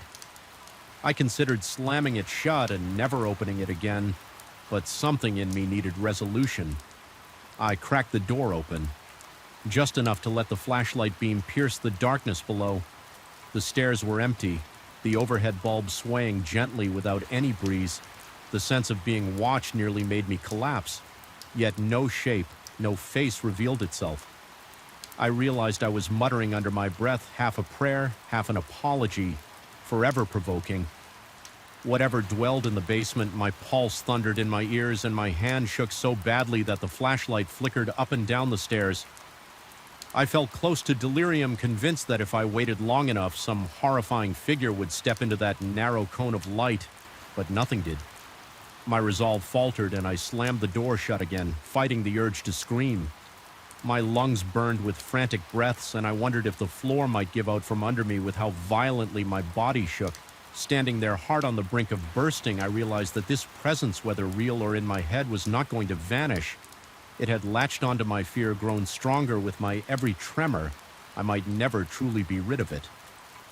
Even if I moved away, I suspected the haunting sensation would follow me, echoing in every silence, lurking in every shadow. My attempts to dismiss it had only tightened its grip on my psyche.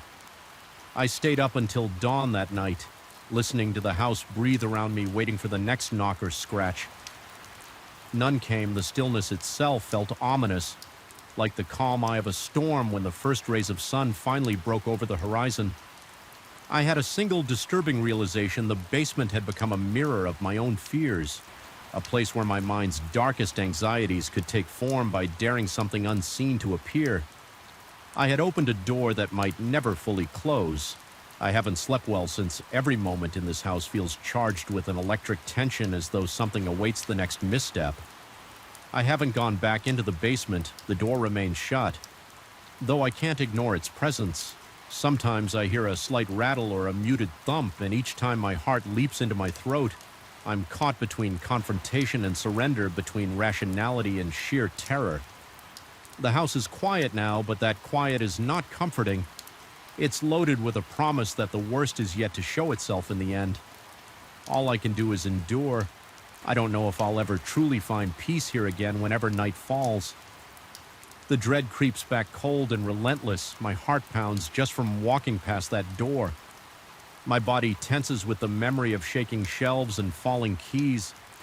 The tension feels endless, a silent occupant that shares these walls with me in every knock in the night. Every subtle vibration reminds me that once you invite something unseen to reveal itself, you can never really send it away. The horror remains waiting in the darkness below. Knew something was off. The moment I first stepped into that corridor, it was the single path from my bedroom to the kitchen. A narrow stretch of creaking floorboards and wavering shadows that twisted in my periphery. Even on that first night, I felt it a prickling at the back of my neck, like a chill seeping from the walls and tapping against my spine. I told myself it was just the age of the house, just the way old wood can moan and sigh in the night.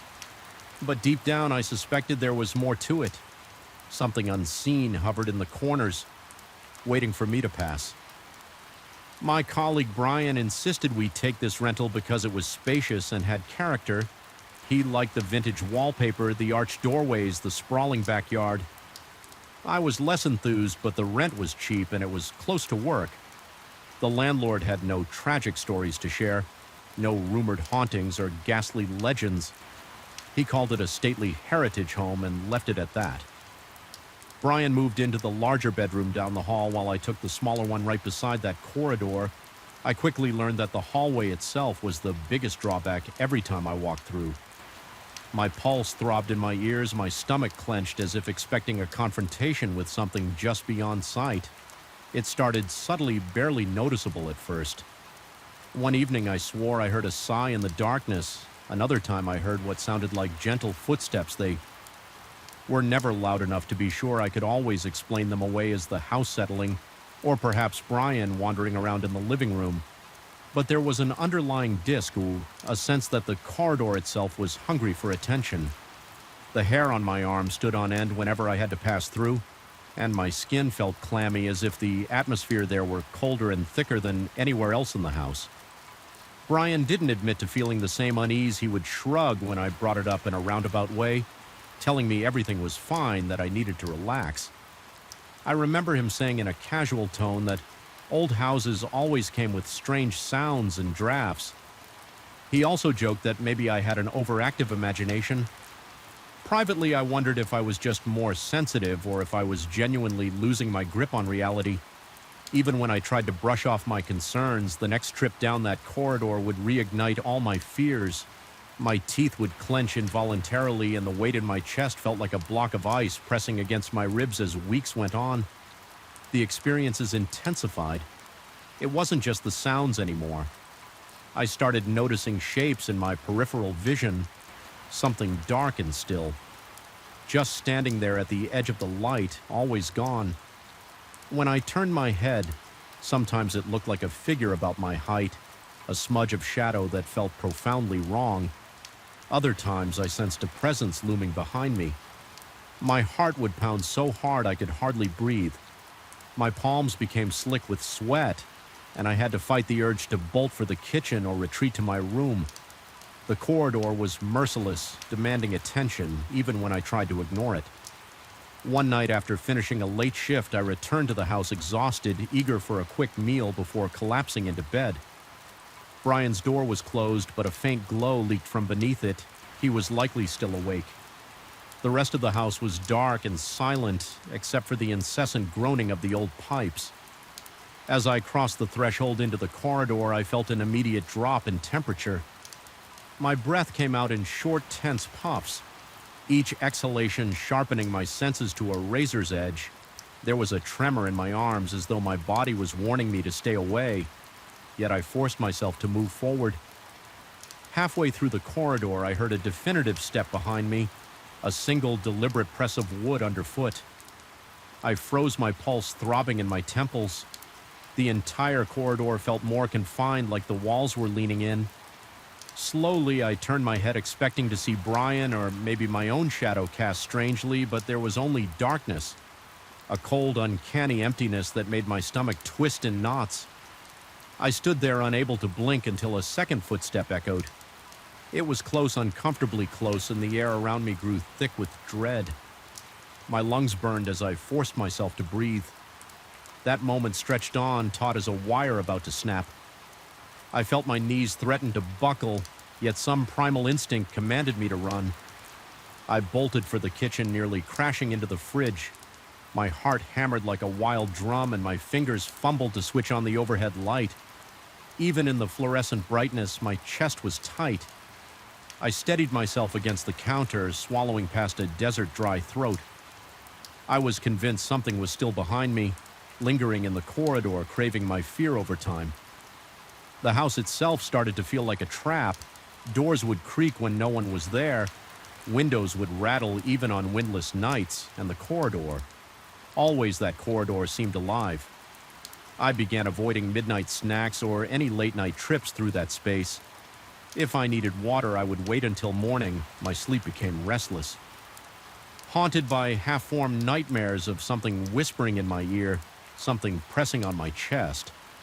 When morning came, I was greeted by an oppressive fatigue that followed me throughout the day, making it hard to focus at work. Brian seemed oblivious, or he pretended to be brushing off my concerns with a dismissive laugh or a pat on my shoulder whenever I tried to voice them. My paranoia grew. I started to question my own sanity. Was I conjuring these horrors in my mind? Perhaps my stress levels were too high, or maybe I was experiencing some form of mild hallucination. My ribs and a tingle of electricity coursed through my limbs. The corridor looked different in that moment. more distorted as though the floor stretched longer than usual and the walls loomed closer. I nearly called out to Brian, but stopped, recalling how little help it had been before. Instead, I closed my door, locked it, and slumped to the floor. Trembling, my skin was clammy with sweat, and my lungs felt tight. A pang of nausea gripped my gut. I kept hearing the memory of that faint sigh and the soft thump of phantom footsteps. It was impossible to rest when I finally crawled into bed. Exhaustion weighed me down, yet fear kept my eyes wide open. The corridor became the epicenter of my anxiety, an ever-present reminder of something intangible but undeniable. Not long after, the nightmares intensified. Some nights I swore I could hear voices just outside my bedroom door, as though muffled shapes were congregating in the corridor. Speaking in low, urgent tones, their presence felt invasive. My tongue would go dry, and my body would be seized by a pins and needles sensation that left me momentarily paralyzed.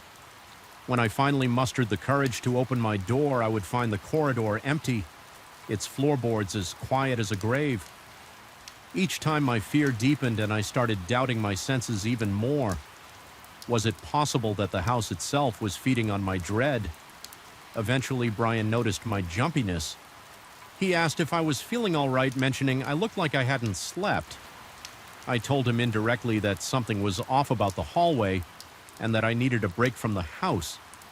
He suggested I go for a walk or maybe stay with a friend for a couple of days. I could hear concern in his voice, yet he never admitted to feeling that same oppression. There was no direct mention from him that he was aware of any presence lurking in the shadows. Whenever he passed me in the corridor, he seemed perfectly calm. I hated that it felt like the house singled me out, like I was the only one who could sense this intangible force. That night, I made a decision I would confront it, or at least try to, standing at the doorway of my room. I forced myself to stare down the corridor without blinking. My heart thudded against my chest so violently that I felt the pulse in my throat. I breathed in shallow gasps, fighting the urge to close my eyes. The corridor was dark except for a faint glow from the kitchen lamp at the far end. The distance between me and the kitchen seemed greater than usual, as though the house had stretched itself into some twisted labyrinth with each slow step.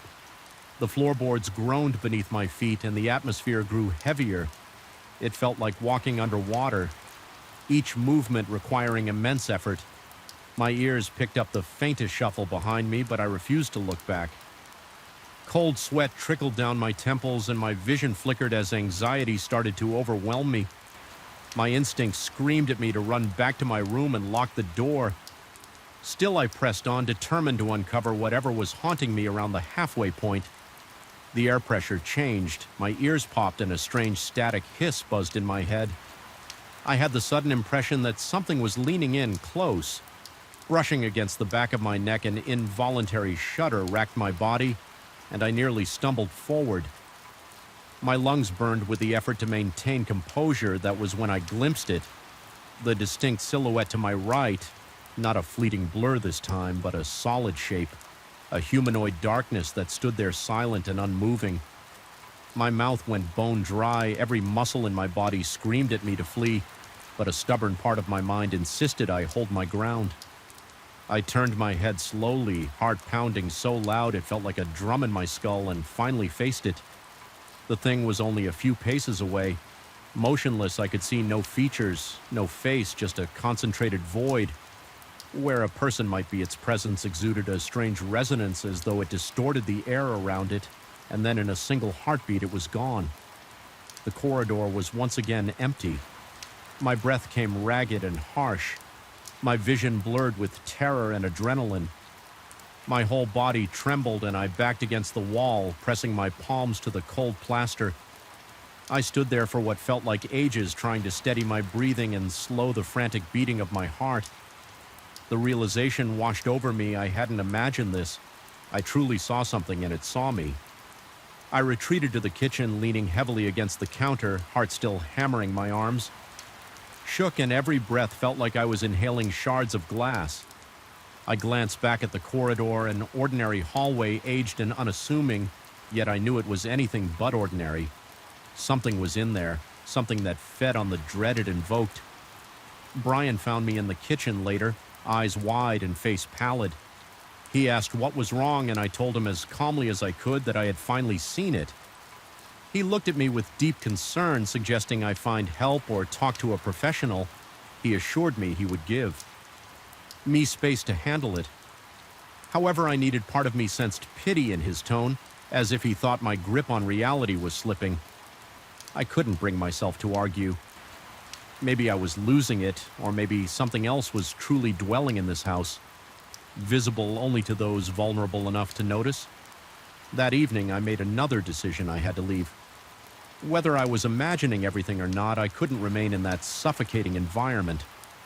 My sanity was fraying with each passing day. I packed as many of my things as I could. Ignoring the guilt over leaving Brian, my hands were unsteady and cold sweat dotted my brow. My breathing was shallow and my nerves felt like live wires under my skin.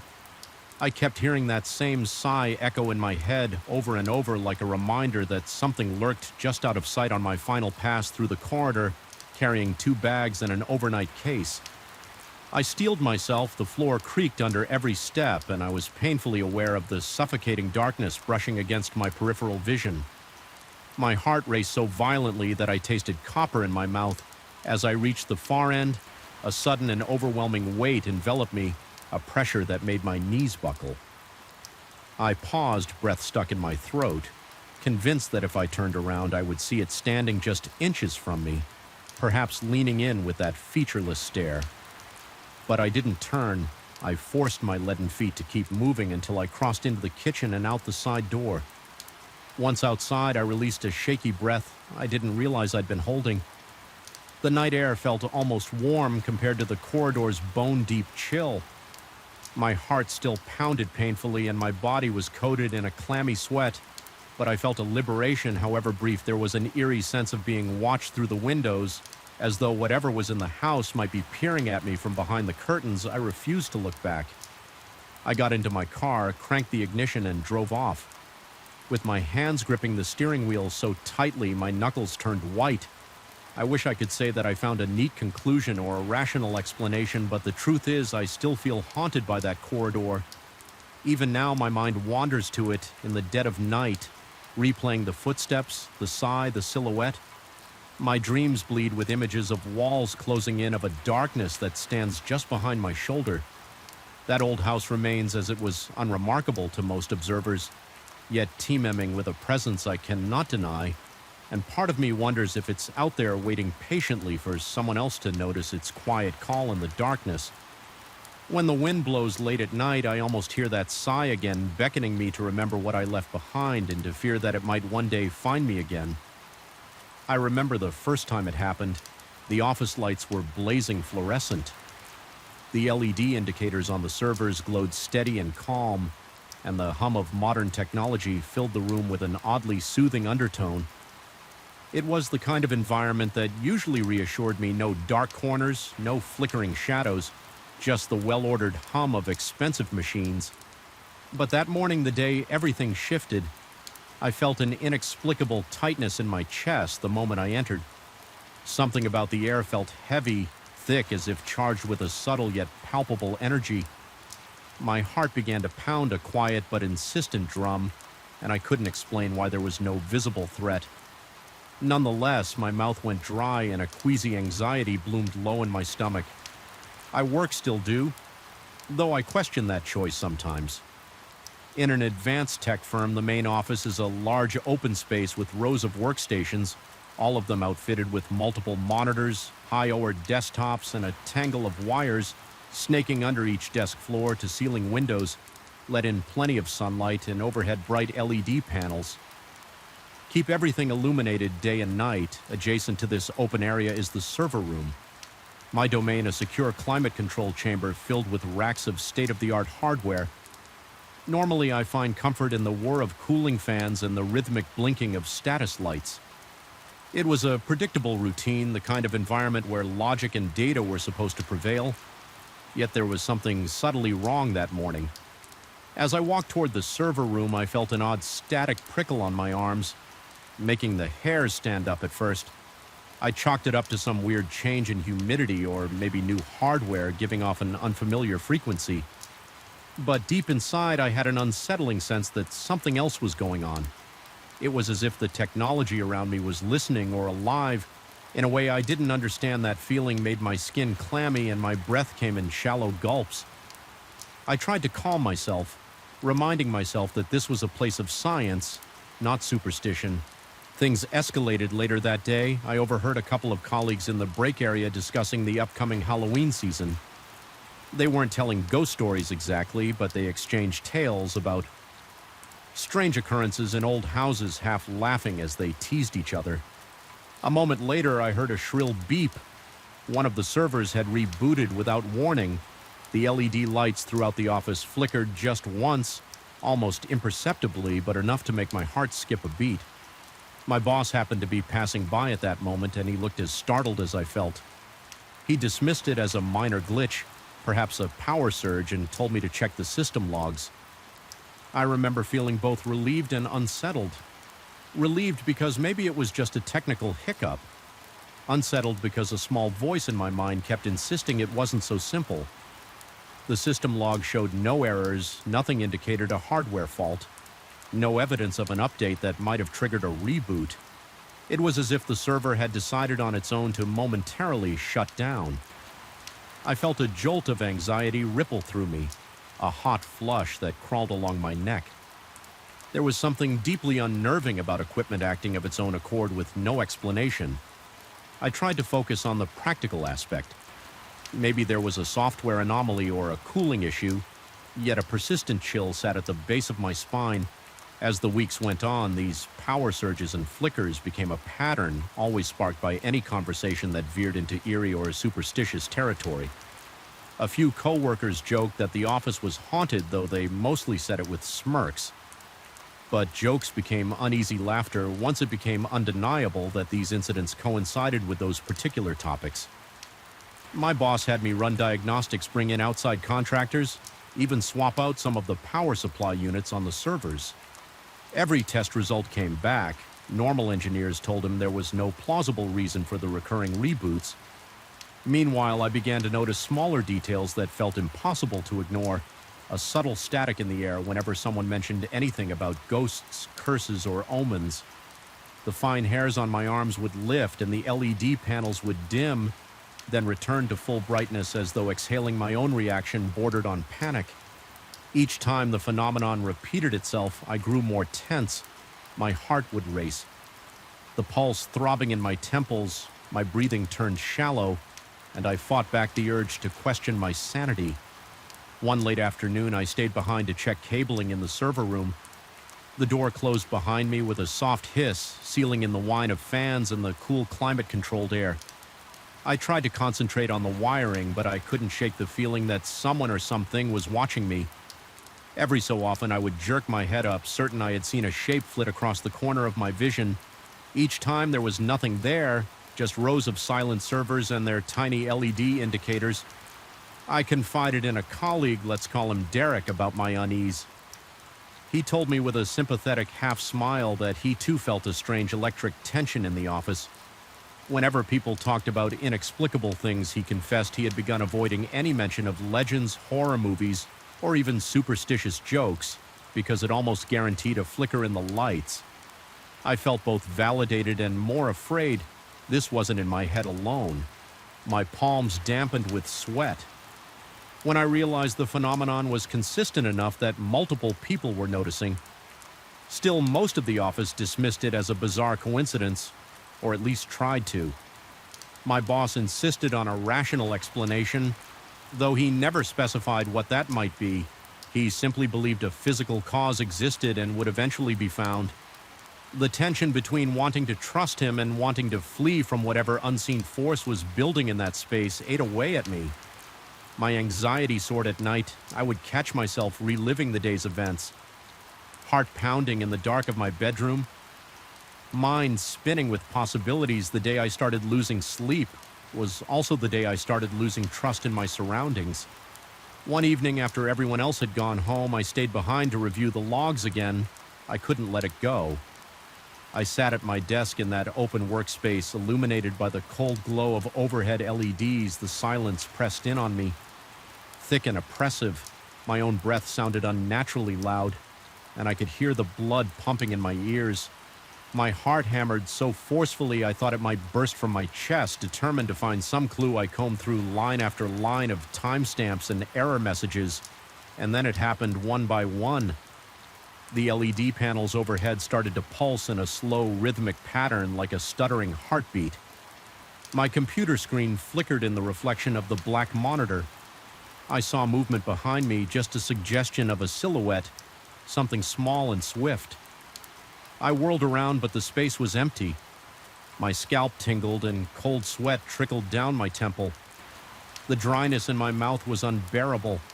I tried to call out, thinking maybe security was behind me, but my voice stuck in my throat then. Out of nowhere, the servers in the next room began to cycle. Up and down, fans spinning faster, then slowing. Almost as if they were breathing. The hum change pitch, a rising and falling moan that made my stomach twist in fear. I forced myself to approach the server room. Each step felt like walking through molasses. My lungs tightened, and I fought the urge to run in the opposite direction as I opened the door. The lights above flickered more intensely. A wave of dizziness hit me as the flickering synchronized with my pounding heartbeat. For a few seconds, I lost track of time. I couldn't tell if I'd been standing there for moments or hours. The entire room seemed to pulsate. I felt certain I was on the verge of some horrifying revelation, like the veil of normality was about to be ripped away, but then just as abruptly everything stabilized. The lights returned to their steady glow. The server fans worried back to their regular drone. My chest heaved with panicked breaths, and I realized I was soaked in sweat. The next day, I told my boss the basics of what I'd seen. He looked concerned, but still insisted there had to be a rational explanation. Maybe I was under stress or experienced a momentary hallucination brought on by working late. My mind reeled. I had always been logical.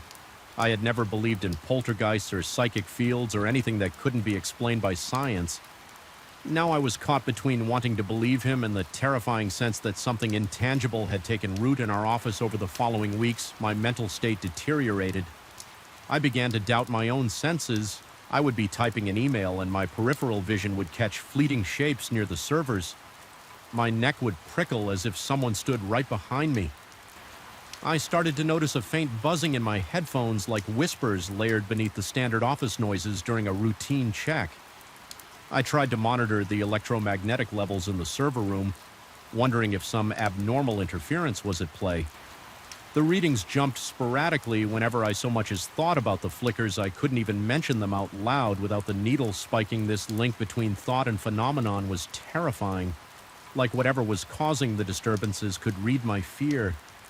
My breathing turned ragged just at the idea. Paranoia set in each morning. I dreaded entering the building. My chest would tighten the moment I crossed the threshold, and the smell of burnt electronics would haunt me, even if no one else noticed it. Simple tasks became burdensome because I was always on edge, anticipating another flicker, another glitch. I avoided talking about anything even remotely superstitious, but it didn't matter.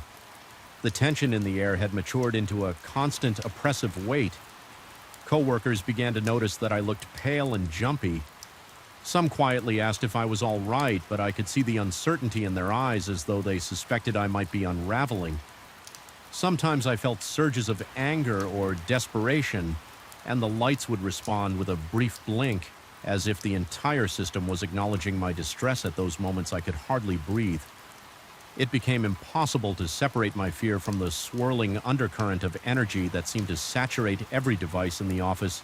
My heart often felt like it was clawing its way out of my chest, and I would taste bile at the back of my throat one late night with almost everyone gone. I decided I needed to confront whatever was happening. I sat down in the darkened office, the only illumination coming from the distant glow of streetlights and the soft LEDs on idle computers, taking slow, measured breaths. I forced myself to speak out loud, not caring if anyone else heard. I asked whatever was in that space to show me a sign to make me understand. My voice trembled and my lips felt numb, but I pushed the words out. The silence that followed seemed to expand a hollow vacuum of anticipation. Then gradually I felt the atmosphere shift. It was as if the entire building inhaled. The overhead lights began to pulse again, but more faintly this time, like a gentle heartbeat. The servers in the adjacent room came alive with a low resonance that vibrated through my bones. I realized with a jolt of panic that the phenomenon was responding to me. My lungs felt too small and cold. Sweat trickled down my back, despite the overwhelming terror.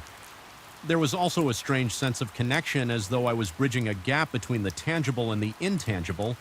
It felt like I was being urged to accept something horrifyingly beyond normal comprehension. Then it ended, just ended. The lights returned to normal and the servers quieted to their usual operational hum. My entire body shook and I almost collapsed. There was no definitive answer, no clear message, just this impression that the entity or force or whatever it was had acknowledged me. I stood there trembling, uncertain whether this was more horrifying or more reassuring.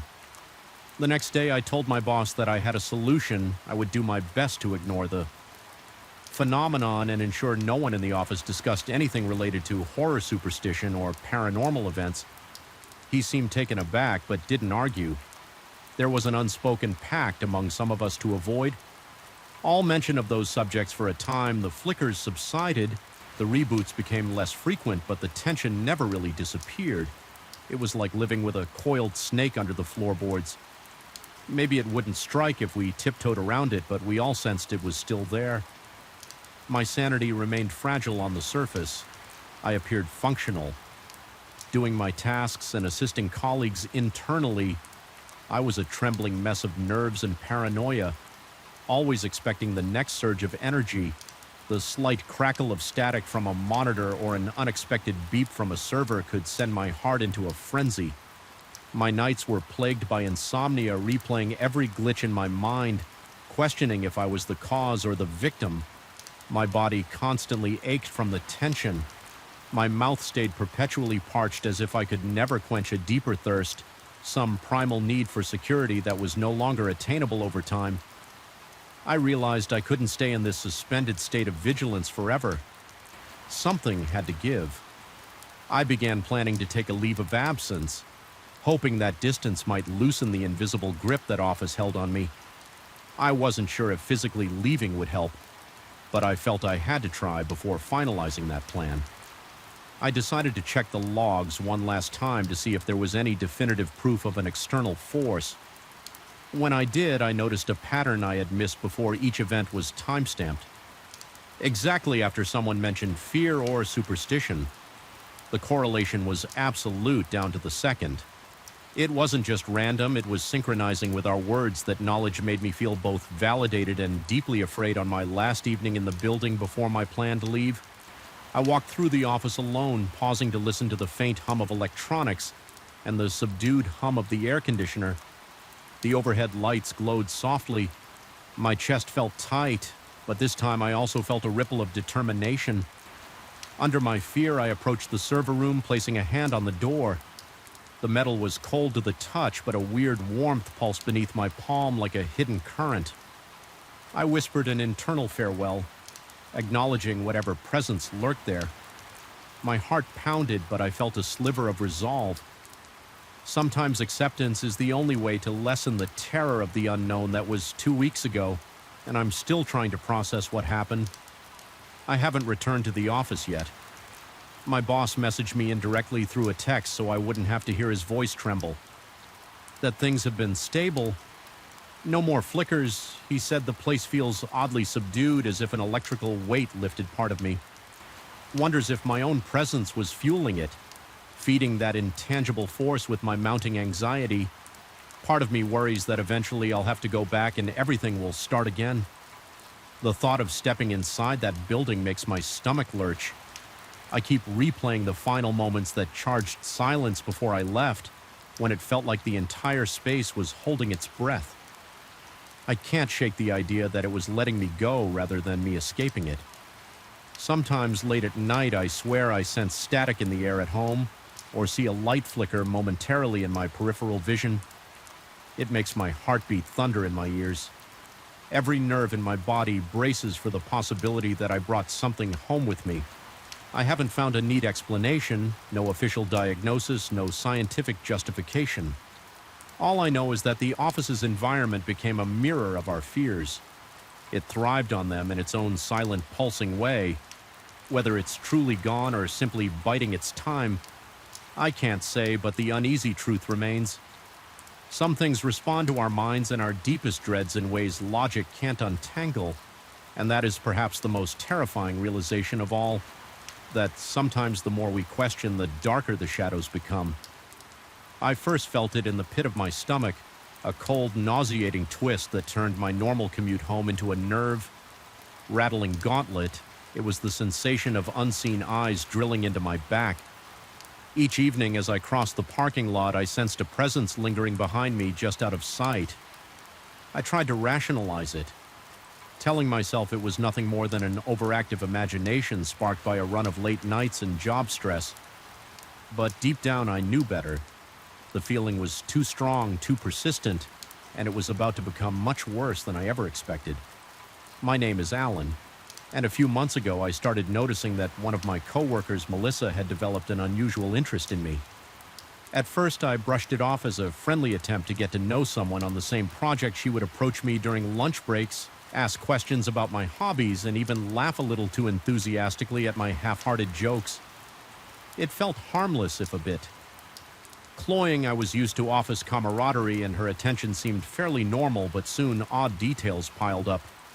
Repeated attempts to sit beside me in every meeting, frequent run-ins at my locker, and a habit of lingering outside the conference room.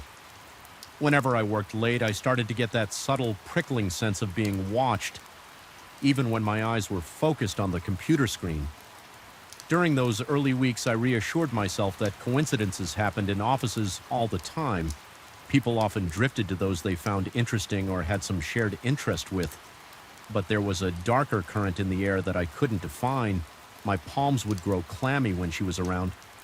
My breath would quicken at her approaching footsteps. Each time I opened my email, I half expected to see her name in my inbox, and of course I did. Constantly, she would send me messages about the smallest things, a stray comment in a meeting, a shared reference to a movie I had casually mentioned, or even random greeting cards wishing me a pleasant afternoon as if we were close friends. The messages themselves were not threatening, but their volume and tone were off. They arrived so frequently that I would get 2 or 3 in a single workday, typically signed off with an overfamiliar "take care of yourself," or "I'm always here if you need to talk over time." I noticed that she started asking personal questions, but not in a friendly way. She wanted to know where I liked to hang out after work, which restaurants I frequented, and whether I lived alone. It began to feel intrusive, but I had no evidence of actual wrongdoing. Everyone else in the office regarded Melissa as an overly helpful team member, someone who was always volunteering to pick up extra tasks. Nobody seemed to notice anything amiss, and so I rationalized that I was overreacting. I tried to keep my distance without being impolite. That approach failed spectacularly one evening. I was at a small bookstore near my apartment, a place I visited often to unwind.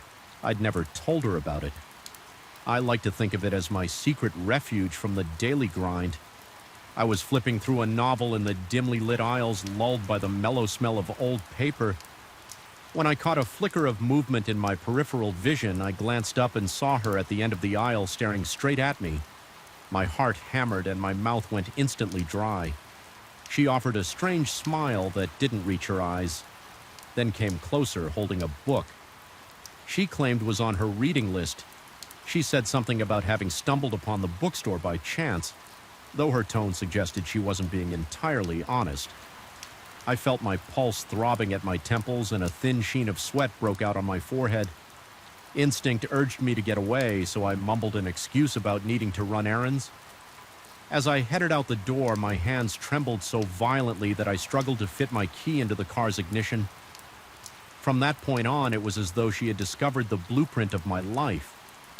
She began popping up at my favorite cafe, arriving just as I was about to leave. Sometimes I spotted her car in the grocery store parking lot, parked 2 rows behind mine. More than once I looked out my apartment window at night and thought I saw her silhouette on the sidewalk illuminated by the sickly yellow glow of a street lamp. Each time my heart pounded against my ribs and a chill raced down my spine. I tried telling myself I was just paranoid, that I was misunderstanding her intentions, but then it escalated in a way I couldn't ignore.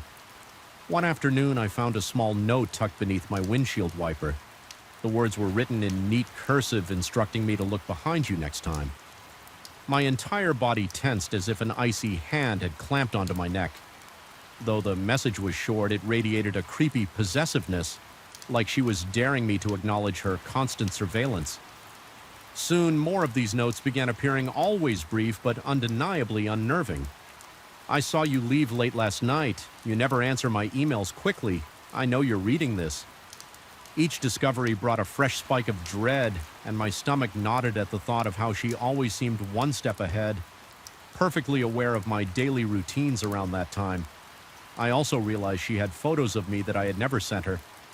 A coworker commented that Melissa showed them pictures of me at some office event, but I had no recollection of giving her those images, and the coworkers swore they were taken outside the office. I checked my phone thinking maybe I had posted something on social media, but these were candid shots, grainy images of me at my apartment building, inside the bookstore, and even sitting alone in my car.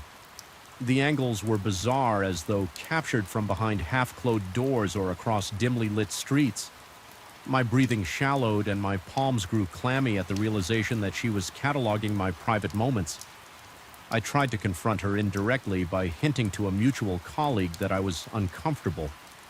The colleague assured me that Melissa was just being friendly and maybe needed some reassurance or kindness, but kindness was the last thing on my mind. Every time I felt her presence, a surge of fear flared in my chest, leaving me shakier than before. My concentration at work began to deteriorate. When I typed emails, my fingers sometimes shook, causing me to hit the wrong keys. My nights became restless, filled with half-waking nightmares of hearing footsteps outside my door. One night I was sure I heard soft knocking on my apartment walls. It was past midnight, and the quiet hum of my refrigerator was the only background noise. Then came a faint rhythmic tap. My heart seized in my chest, and I swallowed the rising panic. I forced myself to check my windows and door, adrenaline pounding in my ears. I didn't see her, but I couldn't shake the feeling that she was somewhere close. Watching my breath came in fast bursts, and my skin felt clammy. I remember standing in the center of my living room with the lights turned off, feeling as if my own home had turned into a hostile territory in the darkness. Every shape seemed menacing. I imagined her lurking in the shadows, waiting to step forward and claim me for her dark obsession.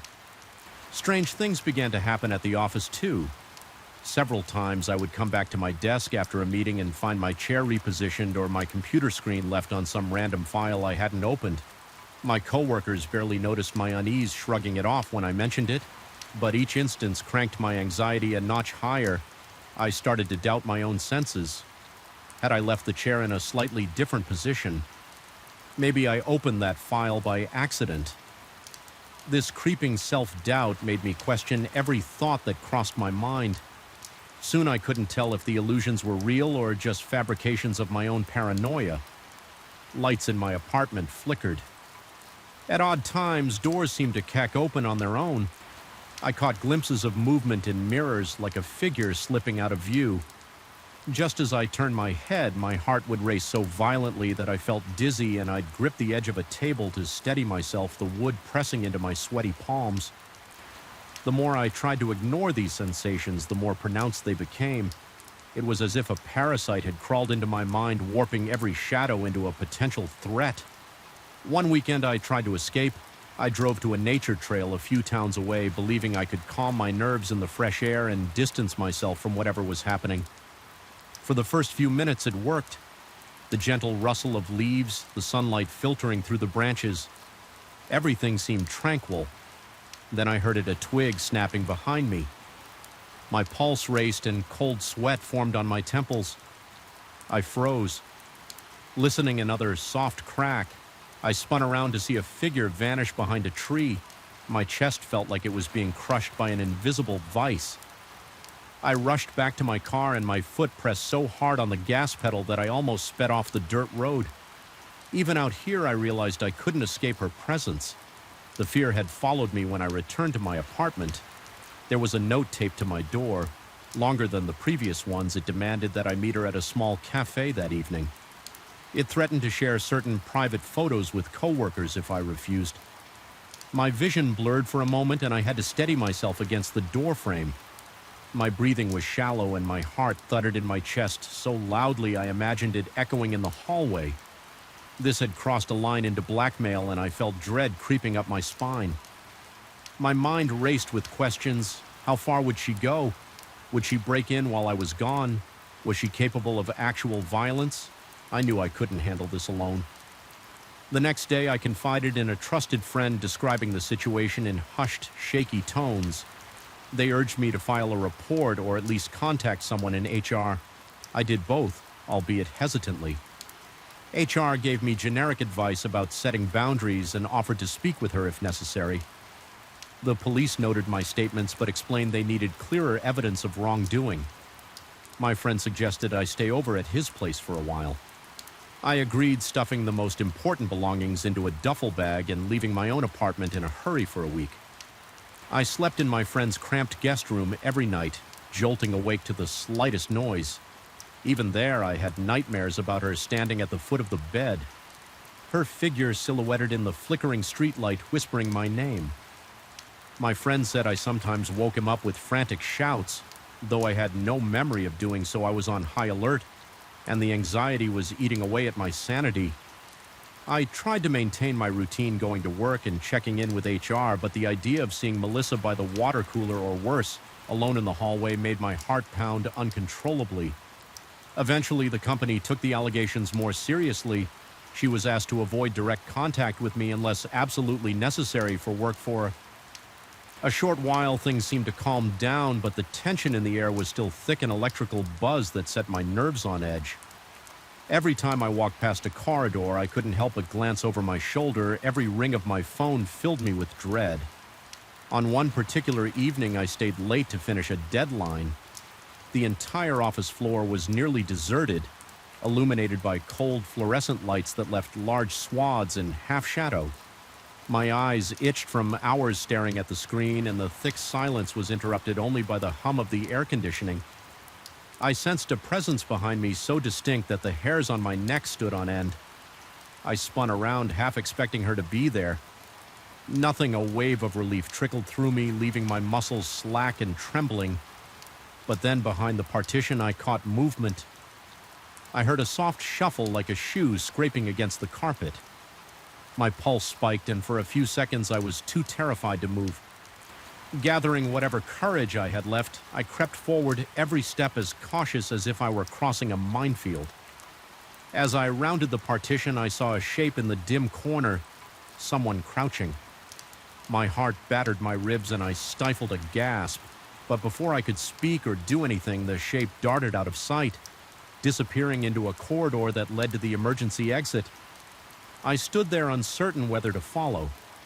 My body felt paralyzed by fear, a cold sweat drenching the back of my shirt.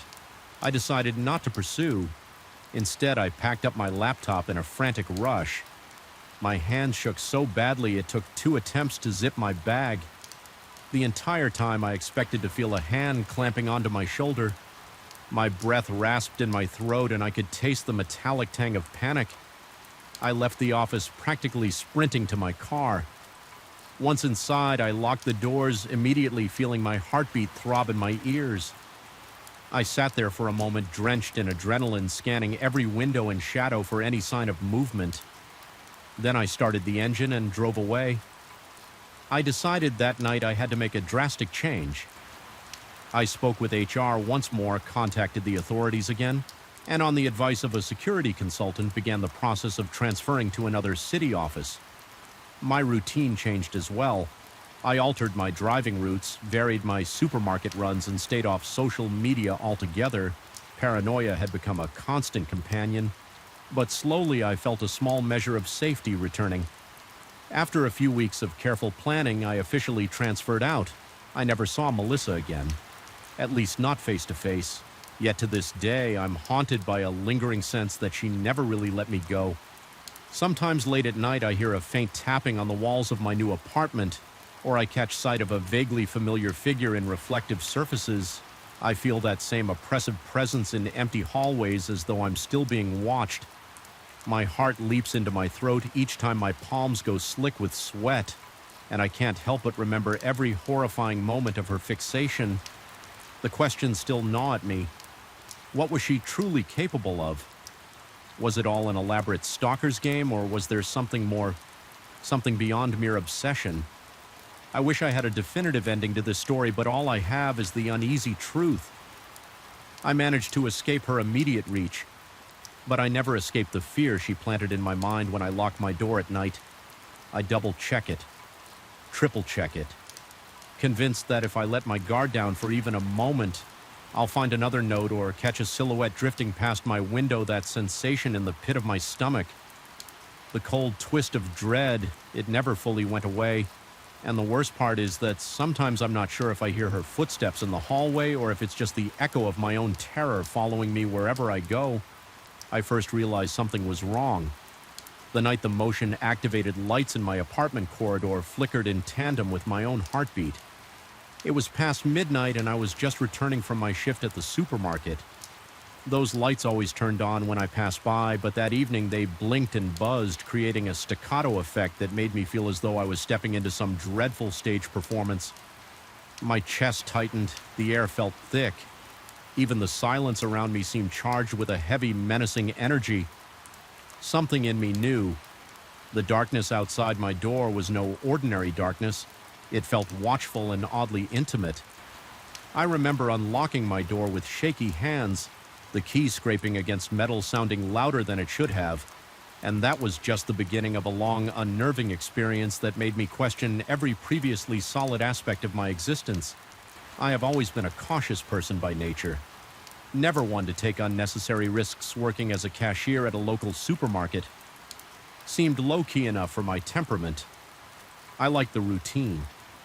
Greeting customers, scanning items, making polite small talk, and then moving on to the next person in line. Occasionally, I would get the usual rowdy customer who demanded a discount or complained about prices, but there was a certain comfort in the simplicity of my job. At least that's what I used to think the first time I noticed the man was on a Monday afternoon. I was busy sorting out my register as the supermarket had just opened. He was standing at the end of my lane, not picking out any items, just waiting. There were other cashiers already open, but he didn't seem interested in them. He appeared to be in his late 40s with pale skin and a thin frame. His eyes were an unsettling shade of gray, and he stared at me with what I initially perceived as eagerness. I rang him up quickly, noting that he only purchased a small pack of gum and a bottle of water. I tried to dismiss it. People are odd. Sometimes I thought maybe he just liked my line for some innocent reason. But he came back the next day, and the day after that, he was always there the moment I opened my lane. Regardless of what time I started, if I had to take a bathroom break or help out in another section, I would see him shuffling around the store, glancing at the magazines or frozen foods waiting for me to return. At first, his behavior was more off-putting than frightening. I tried to convince myself that he was just a friendly guy with a weird way of showing it. Yet every time he approached the checkout, my pulse quickened. I couldn't place why something about his demeanor went beyond simple friendliness. Perhaps it was the way his eyes locked onto mine, never wavering or blinking enough, or the way he made a point of leaning in too close, whispering casual remarks under his breath. While I scanned his items, he started asking questions about my day that in itself wasn't alarming. Customers do that, but his inquiries quickly became more personal. He wanted to know where I lived, if I lived alone, if I had a partner, what kind of car I drove, and which route I took to get home. My responses were curt and guarded. I attempted to deflect by asking if he found everything he needed, or if he wanted to use a store membership card. He would smile as though we shared a secret and imply that he didn't need any membership card because he always made sure to come to my line. Specifically, the way he said it, with that conspiratorial tone, made the hair stand up on the back of my neck one evening after a particularly long shift. I felt utterly drained. I closed up my register and headed out to the parking lot. The day had been cloudy, and by the time I stepped outside, the night sky looked almost purple. The streetlights cast an eerie glow on the wet asphalt. Then I saw him. He was leaning against the hood of my car, arms crossed as if we were old friends meeting for a late-night chat. My stomach lurched and a wave of cold sweat broke across my forehead. He greeted me by my first name even though I'd never told him what it was, I recall feeling. My legs tremble, my breath got caught in my throat, and my vision blurred for a moment, as though reality had decided to tilt. Just enough to make me queasy, he began talking about how he had seen me leave the store alone every night and how he worried about me, wanted to make sure I was safe. I couldn't bring myself to meet his gaze. I mumbled an excuse about needing to get home quickly and brushed past him. Opening my car door with unsteady hands, he stood there without moving an inch. His stare drilling into me the moment I got in my car, I locked the doors and drove off. Glancing in my rearview mirror the whole time, he stayed in the same spot watching me until I turned out of the lot. Over the next few days, my sense of dread intensified. It became apparent that he wasn't just a pushy customer. He was actively tracking my schedule. No matter what shift I took, he'd show up within minutes of me opening my register. If I tried to switch lanes or run a quick errand away from the checkout, I'd see him skulking in some corner pretending to look at canned goods or reading nutritional information on the back of a cereal box. I told my supervisor I was feeling uncomfortable with a particular customer's attention. She suggested I change shifts to avoid him, which I eventually did, but it didn't help for long. A few days after changing to a later shift, I caught a glimpse of him through the glass doors just standing there. He walked inside the moment he saw me start to ring up customers. My mental state deteriorated at night. I found it difficult to sleep. I'd lie in bed, heart pounding so loudly that my eardrums throbbed. Every slight noise in the hallway, footsteps, doors clicking shut, water running through the pipes made me bolt upright. I checked the locks multiple times, sometimes pacing around my apartment for an hour or more. Too uneasy to rest my reflection in the bathroom mirror became gaunt eyes ringed with purple shadows, a testament to my mounting paranoia. I began to sense a presence in my apartment, small signs that someone or something else was there. A door slightly ajar that I knew I'd closed. A misplaced mug, a light turned on when I was sure I had shut it off. At first, I blamed exhaustion and stress, but the coincidences piled up to a point where I no longer felt they could be mere accidents one night. As I was drifting into a restless sleep, I heard a sound in the living room like someone running a fingernail across the wall. My entire body locked with fear, my throat tightening as though an invisible rope was choking me.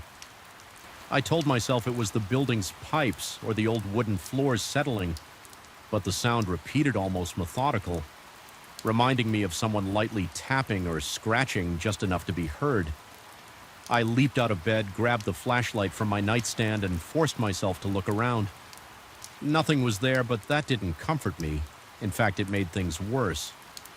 The emptiness of the room felt loaded with threat, as if something intangible hovered in the corners. Watching and waiting in the daylight, I tried to rationalize my fear. I told myself that the man was just a stalker, a run-of-the-mill creeper who had latched onto me for some inexplicable reason.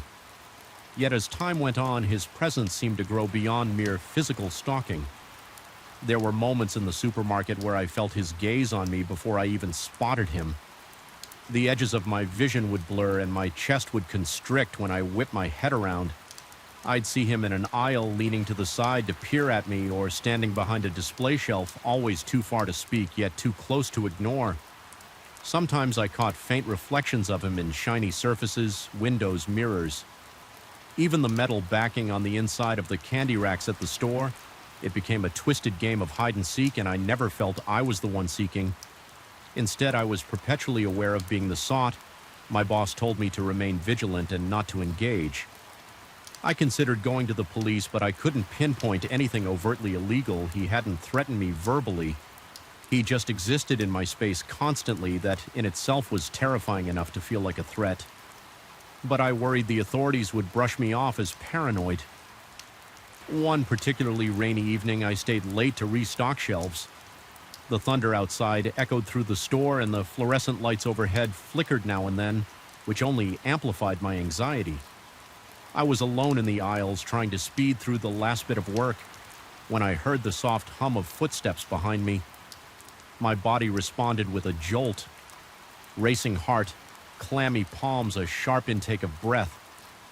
I turned around slowly. It was him standing at the other end of the aisle, half shrouded in the shadow cast by a defective light. He didn't speak. He just stood there. My mind churned with questions about how he got in after closing, but I was too terrified to voice them. At that moment, something cold and electric passed through me. It was like a static charge multiplied tenfold. The overhead lights flickered more intensely, and for a split second I thought I saw his face distort jaw stretching wider than any human jaw should. Eyes sunk deep into sockets that looked hollow and endless. My stomach dropped as if I had fallen from a great height. When the light stabilized, his face seemed normal again, but I couldn't shake the feeling that I had glimpsed something beyond normal human expression. I thought I might be losing my mind. I backed away. Slowly feeling the sting of tears I refused to let fall. My body was torn between wanting to run or freeze somehow. My survival instinct kicked in just enough for me to force my legs to move. I half walked, half ran toward the employee exit. The entire store felt uncanny and warped, as if the aisles were stretching. A dull ringing sound filled my ears, and the rhythmic pounding of my heart seemed to sync with the flickering lights. When I reached the exit, I fumbled with my keys and nearly dropped them twice before I managed to unlock the door. I didn't glance back. I didn't want to see him see it again. After that night, I told my supervisor that I couldn't continue working. The same shift, I demanded a change to the early morning slot, even if it meant drastically cutting my hours. Any time of day that might keep him away seemed like the only lifeline I had left. My boss agreed, though she gave me a concerned look. I sensed she thought I was on the verge of a breakdown. My first morning shift passed without incident. I began to believe maybe I'd evaded him, that he wouldn't show up at 5 in the morning just to stand in my lane. Then toward the end of my second morning shift, as the sun was fully up, I noticed something pinned to the windshield of my car. It was a small note with a scribbled message telling me it was nice to see me bright and early. My hands shook, my throat went dry. I scanned the parking lot, but I saw no sign of him. However, my relief was short-lived, because that sense of being watched came roaring back, a prickling across my skin that made me feel both cold and feverish. At the same time, things escalated further when I began finding footprints outside my apartment door, a single set of wet shoe prints that stopped right at my entrance. Some days I heard quiet shuffling near the door when I was inside. When I looked through the peephole, no one was there, but I could sense a presence just out of view. My paranoia spiked to unbearable levels. I started second-guessing everything: the reliability of my senses, the possibility that I was conjuring these things out of intense anxiety. Yet the unshakable feeling of external menace was real enough to keep me up at night. I started sleeping with a chair jammed under the door handle and a flashlight clutched in one hand. The final straw came. One afternoon, as I was leaving the store, the sky was unnaturally dark, almost as if a storm was ready to burst overhead. Any second, I had just clocked out and was heading toward my car when the air around me seemed to thrum with tension. My breathing grew shallow and my palms broke out in a cold sweat. I scanned the parking lot. No sign of him. Relieved, I walked a little faster. Then I heard it, the most faint whisper, almost lost under the whoosh of distant traffic. It sounded like my own name, repeated in a soft, taunting tone. My heart hammered in my chest as I spun around, but I saw only rows of parked cars and a single flickering lamppost. That lamppost in that moment looked like a crooked figure with an outstretched neck. My vision swam, and for a second I thought I saw the silhouette of a person hunched behind a car. But when I blinked, the shape was gone. I forced myself to get in my car and drive. As I sped away, I became convinced that someone was in the back seat with me. I could feel a presence so tangible that I broke into a fresh sweat. My breathing turned ragged, each inhale stinging my lungs. I glanced in the rearview mirror, fully expecting to see him. but I was alone still. I could not shake the sensation that he was there in some intangible, possibly supernatural form. When I reached my apartment building, I rushed inside and locked the door that night as I sat in the dimly lit living room. I came to a disturbing realization. Maybe he had never been just a person, or if he was, maybe my fear had given him a power beyond ordinary stalking. I recalled every surreal moment, every distortion of light, every flicker in which his face appeared to shift into something inhuman. Was it the product of my own unraveling psyche, or was there a genuine horror lurking under his skin? The boundary between rational explanation and paranormal threat had dissolved. I realized I couldn't keep living with this constant dread. I made the decision to leave at least for a while, pack a few belongings, stay with a friend in another town, and consider never returning on my last night in that apartment. I heard more tapping on the walls, more whispers in the darkness. I packed my things to the sound of scuttling footsteps above my ceiling. Even though the apartment above was vacant, every hair on my body stood on end as I crossed the threshold for the final time, triple-checking that I left nothing essential behind the corridor. Lights flickered out as I passed, drenching everything in complete darkness for a few agonizing seconds, until they popped back on, revealing no threat, just an empty, musty hallway. Still, I felt watched. I drove away just before dawn, feeling both foolish for running and relieved for taking action. My heart pounded relentlessly and a tension headache throbbed at my temples. Yet I found a small measure of comfort knowing I wouldn't be there for him to find. The next time he came lurking around, whether my terror was purely psychological or if there was something more sinister at play, I couldn't be sure, but my gut told me I made the right choice. Even now, settled in a borrowed apartment 2 towns away, I can't fully relax at times in that space between wakefulness and sleep. I think I see him standing at the foot of the bed on stormy nights. I recall the flickering lights and sense him in every corner of the room. My heart rate spikes. My palms grow clammy. My mind drifts to that place where rational thought dissolves under the crushing weight of fear. In those moments, I wonder if I escaped him at all, or if by surrendering to my terror, I somehow brought him with me, a specter conjured by dread. The uncertainty gnaws at me, constantly leaving me wide awake and trembling until the first rays of sunrise cast the room in a feeble light that feels less like safety and more like temporary reprieve. I keep telling myself it's over, that I'm safe, that he, whatever he is, won't find me again. But deep down, a persistent chill in my bones reminds me there are things in this world that don't rest just because you run from them. And every time I catch my reflection in a darkened window or see a half-hidden figure from the corner of my eye, my heart sprints, and I remember the way his eyes bore into me as though he saw not just my face, but something far deeper. Something vulnerable and primal within the memory alone is enough to keep my pulse racing well into the night, and even as I sit here recounting the details, I swear I feel that electric static in the air again. The flicker of lights that I can't quite confirm are actually flickering. Somewhere in the darkness, maybe he's still waiting, maybe just behind my mind's peripheral vision, ready to step forward to reclaim the terror he sweat in my life. And that realization, that precarious uncertainty, leaves me with a queasy dread that refuses to fade, haunting me long after the last word of this story is spoken. I remember the exact moment when the silence on that lonely stretch of highway first felt wrong. The road seemed to stretch infinitely, like some dark ribbon leading me away from sanity. My shift at the hospital had been brutal. 14 hours tending to people on the brink, their moans echoing in sterile hallways while fluorescent lights hummed with that sickly buzz. By the time I signed out, exhaustion weighed on my shoulders like a lead vest. Driving at that hour was supposed to offer peace. Instead, it became a gateway to one of the most harrowing experiences of my life. The night sky was a gaping void, refusing to share starlight or even a hint of moon-on-glow headlights illuminated only a narrow swath of tarmac, leaving the periphery swallowed by shadows that seemed to writhe and shift. Whenever I glanced at them, I was used to that tired trick of the eyes. Exhaustion often creates illusions in the dark, but there was a density to these shadows, an almost sentient mass that pressed against the edges of my vision.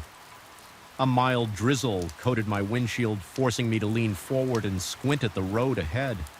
The rhythmic squeak of the wipers was the only accompaniment to the engine's soft hum. Every so often I fiddled with the radio, out of habit, static a crackle, then silence again. The few stations that might have been broadcasting this late offered nothing but faint whispers of white noise. Normally, the hush would have soothed me after a day of chaotic emergencies and fluorescent corridors, but something in the air felt charged, as though the night itself wanted to speak. I forced a slow exhale to combat the tension creeping into my chest. My heart rate was steady but heavier than usual, each beat resonating in my ears. I tried to shake off the unease by telling myself I was overtired, but the hush persisted, pressing into me, turning the interior of my car into a claustrophobic capsule. My palms began to sweat against the steering wheel, forcing me to loosen my grip. Then I heard it, a voice low and urgent, as if it were slipping out from behind my seat. It was a single word, but it cut through the silence with an almost physical force, making my heart lurch. It demanded I accelerate. That voice was so clear it might have been a passenger sitting right behind me without even thinking.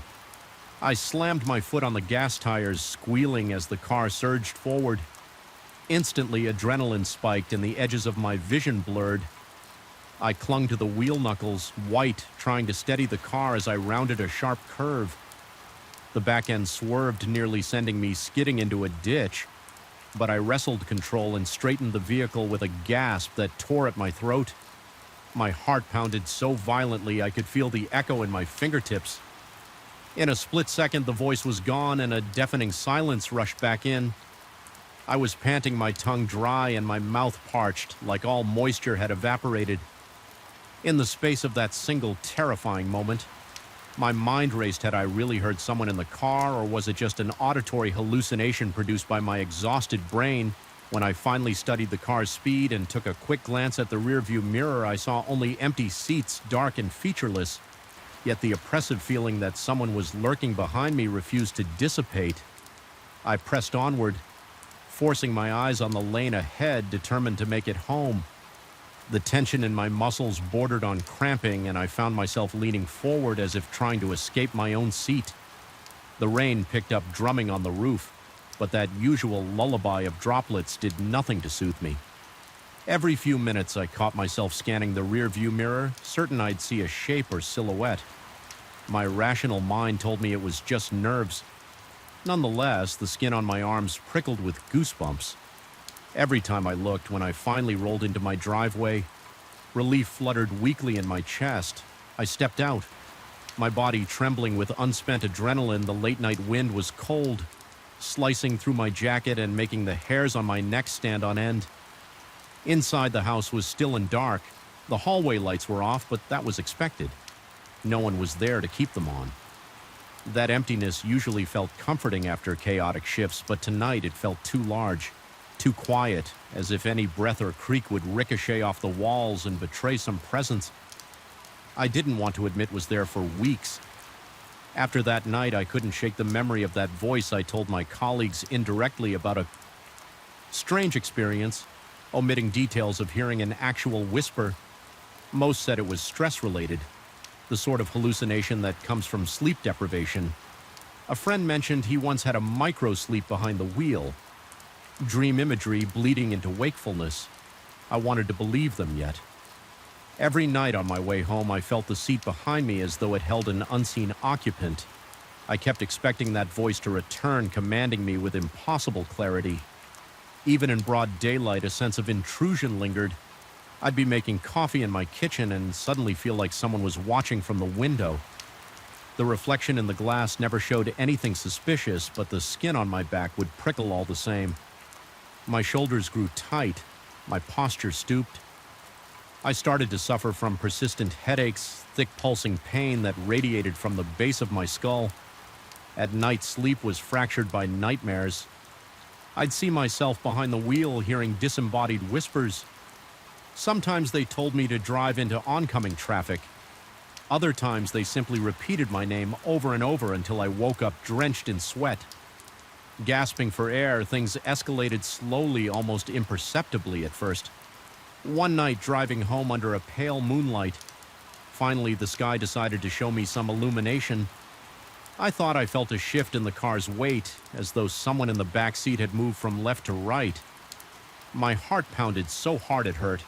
I flicked on the overhead light, nearly swerving in my panic. The back seat was still empty, but the uneasy heaviness remained over the following days. I noticed an odd smell in the car. It was faint but unpleasant, like singed hair or rotting leaves. No amount of air freshener or driving with the windows down could chase it away.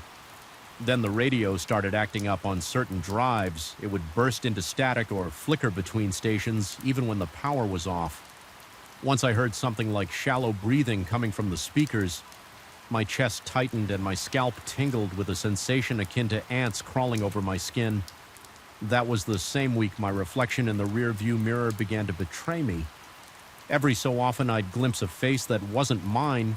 It was always too quick to fully register, but I caught the edges. A jawline sharper than my own eyes set slightly farther apart.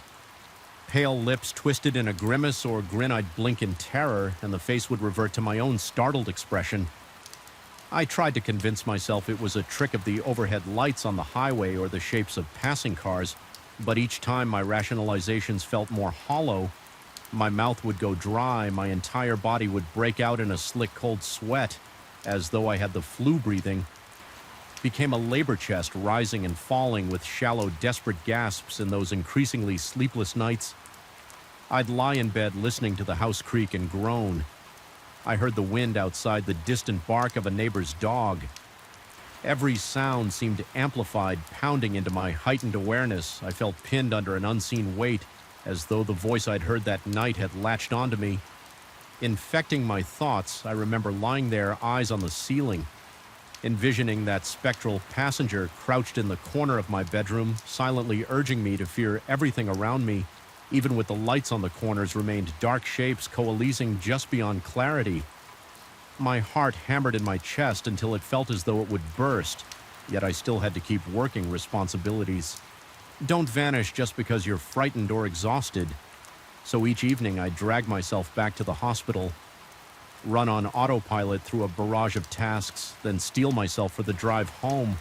The dread of returning to that car built until the final hour of my shift felt more horrific than anything I'd dealt with in the emergency room. One particular night stands out. The day had been filled with the typical chaos, leaving me drained. It was around 2 a.m. when I finally trudged through the parking lot.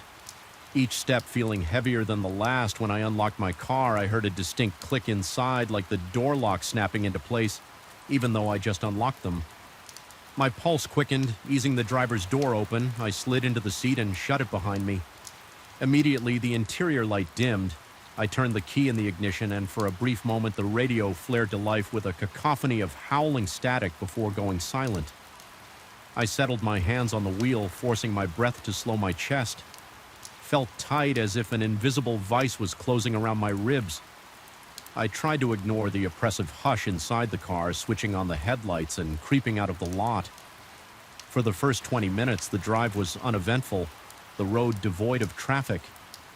I allowed myself to relax marginally, though my shoulders remained stiff. Then out of nowhere, the smell hit me, a pungent, acrid odor like burnt plastic. My eyes watered, my nostrils flared as my stomach churned. My first thought was that something under the hood was malfunctioning. I glanced at the temperature gauge. It was normal, but the stench persisted. Filling the car, my heart hammered. I felt a sensation of movement behind me again with a trembling hand. I adjusted the rear-view mirror, my breath caught in my throat. Someone was in the back seat. Not a distinct figure, but a shape darker than the surrounding darkness. My eyes must have lingered a second too long because the car drifted onto the rumble strip. The roar of the tires on the uneven pavement jolted me back by the time I looked again. The seat was empty, though the burning plastic remained. My chest tightened with panic. Cold sweats licked my forehead. My arms felt weak and I nearly fumbled the wheel. Then that same low voice that haunted me weeks before seemed to press against my ear. It wasn't an audible whisper this time, more a guttural presence in my thoughts, urging me to speed up, to abandon control. My foot hovered over the gas pedal, threatening to obey. I fought it, my mind swirling with images of the car spinning off the road or colliding with a guardrail. A wave of anger rose in me. Why was I letting this intangible thing push me around? I managed to keep my foot steady, refusing the silent demand to floor the accelerator. My lungs burned from shallow breathing. Every second felt loaded with the possibility of another intrusion. The voice or the presence or whatever it was seemed to flicker in and out of my consciousness. Adrenaline spiked with every flicker, but I refused to give in. I forced my eyes to the road, ignoring the mirror, ignoring the sense of being watched. I recalled a grounding technique someone at work once mentioned: focus on the immediate senses. I took stock of the smell of my own sweat, the leather of the steering wheel under my fingers, the hum of the engine. Slowly, my panic receded enough to let me think clearly. When I finally pulled into my driveway, I slammed the car into park, cut the engine, and leaped out. Letting the door swing shut behind me, my breath came in ragged gulps. The entire drive from hospital to home had felt like a balancing act between life and madness. I staggered to the front door, half expecting the porch light to flicker off or the lock to resist my key. But everything was normal once inside. I flipped every switch, bathing the hallway in a harsh, comforting glow. I couldn't stand darkness. Not anymore. For hours, I paced the living room, too wired to sleep, too shaken to sit still. My reflection in the window looked hollow-eyed, as if I'd aged a decade. In a few weeks, I couldn't keep living like this, consumed by fear. Every time I got behind the wheel, part of me wondered if I should just quit my job, but that wasn't practical. Another part worried that I was losing my grip on reality. Was it stress a psychotic break, or was there really something malevolent clinging to me? Eventually, I decided to confront it directly in my own way. I set aside the next day to thoroughly clean my car inside and out. I vacuumed every inch, scrubbed the seats, wiped down the windows, and sprayed disinfectant until the chemical smell overpowered everything else. I performed these tasks almost ritualistically, as though purging the vehicle of whatever darkness had nestled there. I even played music on my phone while I worked, hoping the lively tunes would drive away the oppressive silence. That evening, I approached my commute with tense determination. My heart pounded painfully, but I was resolute. I started the engine and let it idle while I took deep breaths as I pulled onto the road. A sense of unease enveloped me, but I felt a faint glimmer of something else, maybe defiance. The drive stretched on each mile, seeming to test my resolve, when the radio flickered with a whisper of static. I turned it off when the smell threatened to creep into the vents. I rolled the windows down, letting the cold air sting my face. And when the sense of presence in the back seat surged, I refused to meet it in the mirror, keeping my gaze locked on the road. Somewhere along that route, an odd clarity arrived. It was like a switch flipping in my brain. I recognized that my fear fed this thing. Whether it was external or a product of my own fragmented psyche, the more terror I released, the stronger it became. So I focused on slow rhythmic breathing, telling myself that, supernatural or psychological, it had no right to control me. My heart was pounding, but there was a new steadiness in my hands. By the time I reached the final bend near my home, I realized my breathing was almost normal. Though beads of sweat still lined my brow, I felt more in control than I had in weeks. I still expected a whisper, a flicker in the rear view, but it never came. The air felt thick, but the stench was gone. The oppressive weight in the car seemed to have lifted, leaving behind only the faint hum of the engine and the quiet rustle of wind through the window crack when I parked in my driveway. The silence of the night was still unsettling, but it no longer felt like a threat. My chest still fluttered with residual adrenaline, yet I sensed something had shifted, whether I had banished a genuine dark force or simply conquered my own mind. I wasn't sure. All I knew was that I had faced it, refused to be its puppet. As I stepped out of the car, I took in a shaky gulp of the cool air and let the tension uncoil from my muscles. Since then, I've continued my late shifts driving that same deserted road. I can't say everything feels normal. There are times when I catch a fleeting shape in the corner of my mirror, or sense an unsettling hush behind me, but the voice no longer commands me. The presence, if it remains now, finds me harder prey. Sometimes I question if the entire ordeal was a manifestation of my own overworked, anxious mind, or if something truly unearthly latched onto my weariness that night. Either way, I carry that memory like a scar, a reminder of how thin the boundary between reality and nightmare can become even now as I turn the key in the ignition. After a grueling shift, I take a moment to steady myself. My heart inevitably thuds a little faster. My palms dampen on the steering wheel and the hair on the back of my neck prickles with that ancestral fear of the unseen. But I draw in a breath, release it slowly, and pull onto the road when the silence grows too heavy. I remind myself that I've already stared into the darkness and emerged shaken but unbroken. The night still has secrets, but it no longer has me. I still remember the very first instant I sensed that subtle but unmistakable chill along the narrow rural road. It wasn't the kind of cold one feels from a sudden draft or the night air. It crawled under my skin and clung to my thoughts, an almost tangible presence that made my breath hitch. When I recall that moment now, I'm convinced it marked the threshold between my ordinary life and something far darker, something that defies reason. Even now, thinking about it sets my heart racing, and I can practically feel the hairs on my arms standing on end. I walk that back road most weekends. It starts just a few miles from my house, winding through fields and patches of woods before looping around a wide meadow during the day.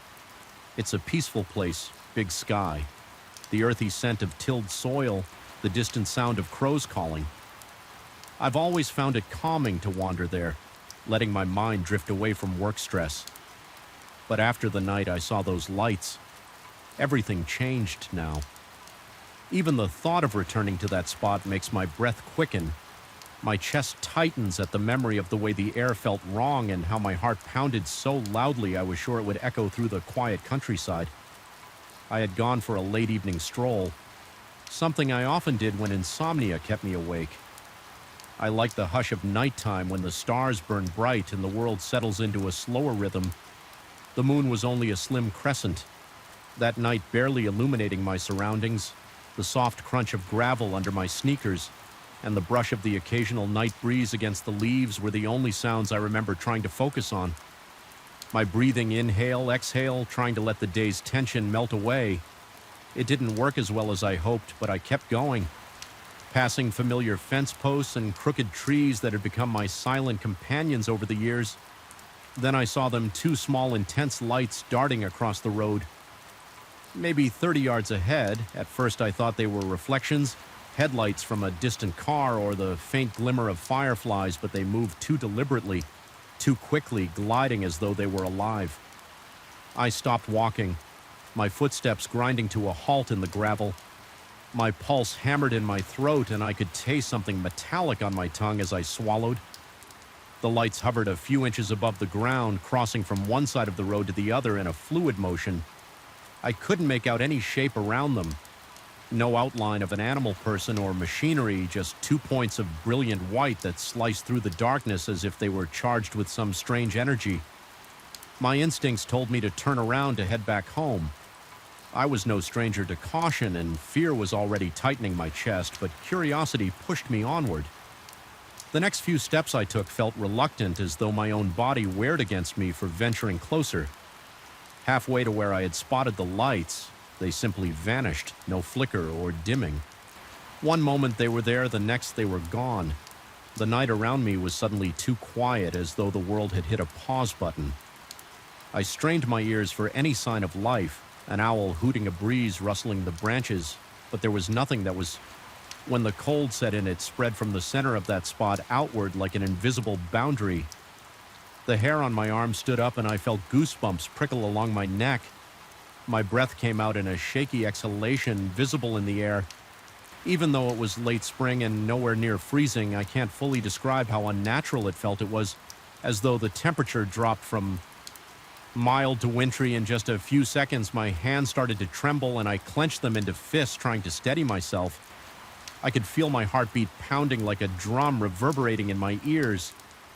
There was a moment, just a split second, when I was convinced I heard a whisper so faint I almost doubted I heard anything at all. It felt as if someone had murmured just out of earshot, sending a shiver skittering down my spine. I looked around desperate to find a source to give it a rational explanation, but all I saw was the dark outline of trees on either side of the road and the open field stretching far into the distance. That night I practically jogged home, refusing to look back. My lungs burned with the effort and cold sweat slid down my temples, dampening my collar. Once I reached my front porch, I realized my hands were still shaking uncontrollably. I told myself I must have imagined half of it, that perhaps it was a trick of the moonlight. Maybe I was overtired or let my nerves get the best of me, but deep down I knew something was off. Over the following days, I couldn't shake the uneasy feeling. My sleep was restless, and I'd wake up with my mouth dry, heart thrumming as if I'd been running in my dreams. In an attempt to reassure myself, I mentioned my late-night encounter in passing to a neighbor, though I framed it casually and left out the unnerving details. The neighbor simply shook their head, said they'd never seen anything like it, and suggested it might have been a reflection from some new farm equipment. I didn't press the matter. Something about describing the experience in detail felt like I'd be opening a door I wasn't ready to face, but I couldn't resist the pull of that rural stretch. And the following weekend I decided to walk it again, this time right before sunset, so I wouldn't be in complete darkness as I approached the spot where the lights had appeared. My heart began to race. The sky still had remnants of orange and pink along the horizon, and I could see enough to avoid tripping on loose stones. However, the closer I got, the more I noticed a kind of hush descending over the area. The evening chatter of birds seemed muted, and the wind that ruffled my hair just moments before felt oddly distant. I swallowed hard, tasting that familiar metallic tang on my tongue again. My breath grew shallow, a new wave of anxiety twisting in my stomach. I lingered there, scanning the ditch on both sides of the road. Everything looked normal. There was a drainage channel, a few patches of wildflowers, an old wooden fence post leaning at precarious angles. Yet the tension in the air was palpable. It felt like standing on the threshold of a room where something lurks just behind the door. I was jumpy. Even the sound of a twig snapping under my shoe made me flinch. I half expected the lights to reappear, but that didn't happen. Instead, I felt this pervasive sense of being watched. It was almost oppressive. A sensation that made every muscle in my back tighten until I had to force my shoulders to relax.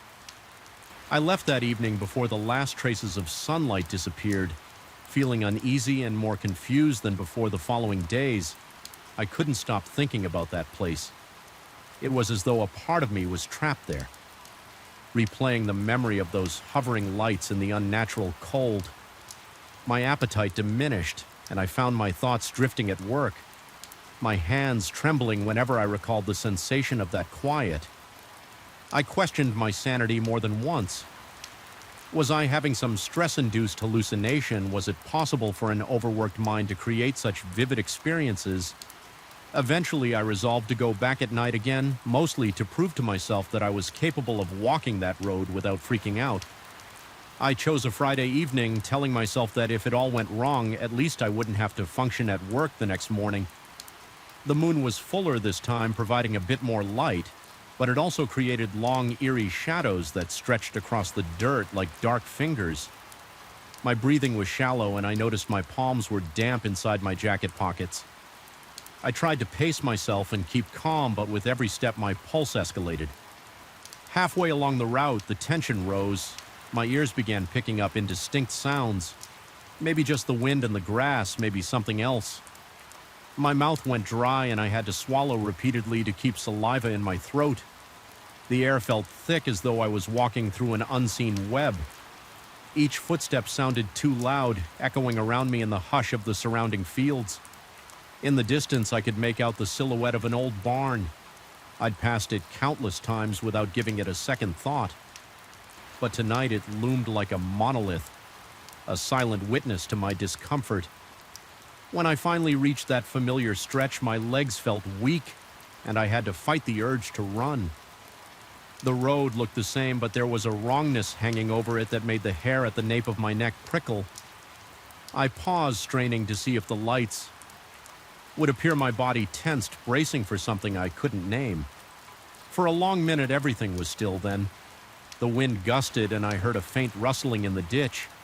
It was probably just a small animal scurrying away, but it made my heart lurch. My breath came in quick, ragged bursts, and I had to remind myself to inhale fully before I passed out from fear. Alone, suddenly the temperature plunged again just as it had before. One moment I was standing in the mild night air. The next my skin was covered in goosebumps. I shivered and rubbed my arms, but it did no good. The cold bit into me deeper than any chill had a right to the subtle wave of dizziness. Hit too like a wave of nausea in my gut. I didn't see the lights this time, but I felt them. Or something slithering just beyond my peripheral vision. Several times I thought I glimpsed a flicker at the corners of my eyes, only to whip my head around and find nothing. That was when I felt an unmistakable presence behind me, my entire body seized with terror, and I had to force myself to turn around. The road behind me was empty, bathed in moonlight and shadow. But the feeling of being watched, of something hovering just out of sight, was almost unbearable. I could hear my own heartbeat drumming in my ears, and each exhale sounded shaky. I thought about yelling, making some noise to prove I was alone, but something in me decided it was better to remain silent. Some primal instinct insisted that drawing attention would be a mistake. I'm not proud to admit it, but I bolted. Fear pounded through my veins, and I sprinted, nearly tripping over loose stones. My lungs burned and my vision blurred from the adrenaline.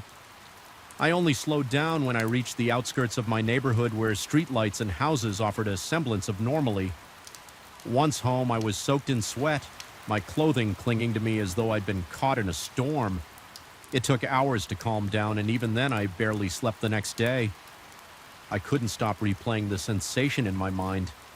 A part of me dreaded ever returning, while another part insisted I couldn't let fear claim a place I had once loved for its peaceful solitude. Over the ensuing weeks, I felt my nerves on edge whenever night fell. I started drawing the curtains earlier, double-checking that my doors were locked. Simple noises, a branch scraping a window. A gust of wind made me flinch. My rational mind told me I was being ridiculous, but the dread was too ingrained to ignore. I tried another tactic, returning in broad daylight a few times. I parked my car at the beginning of that road and forced myself to walk its length under the midday sun.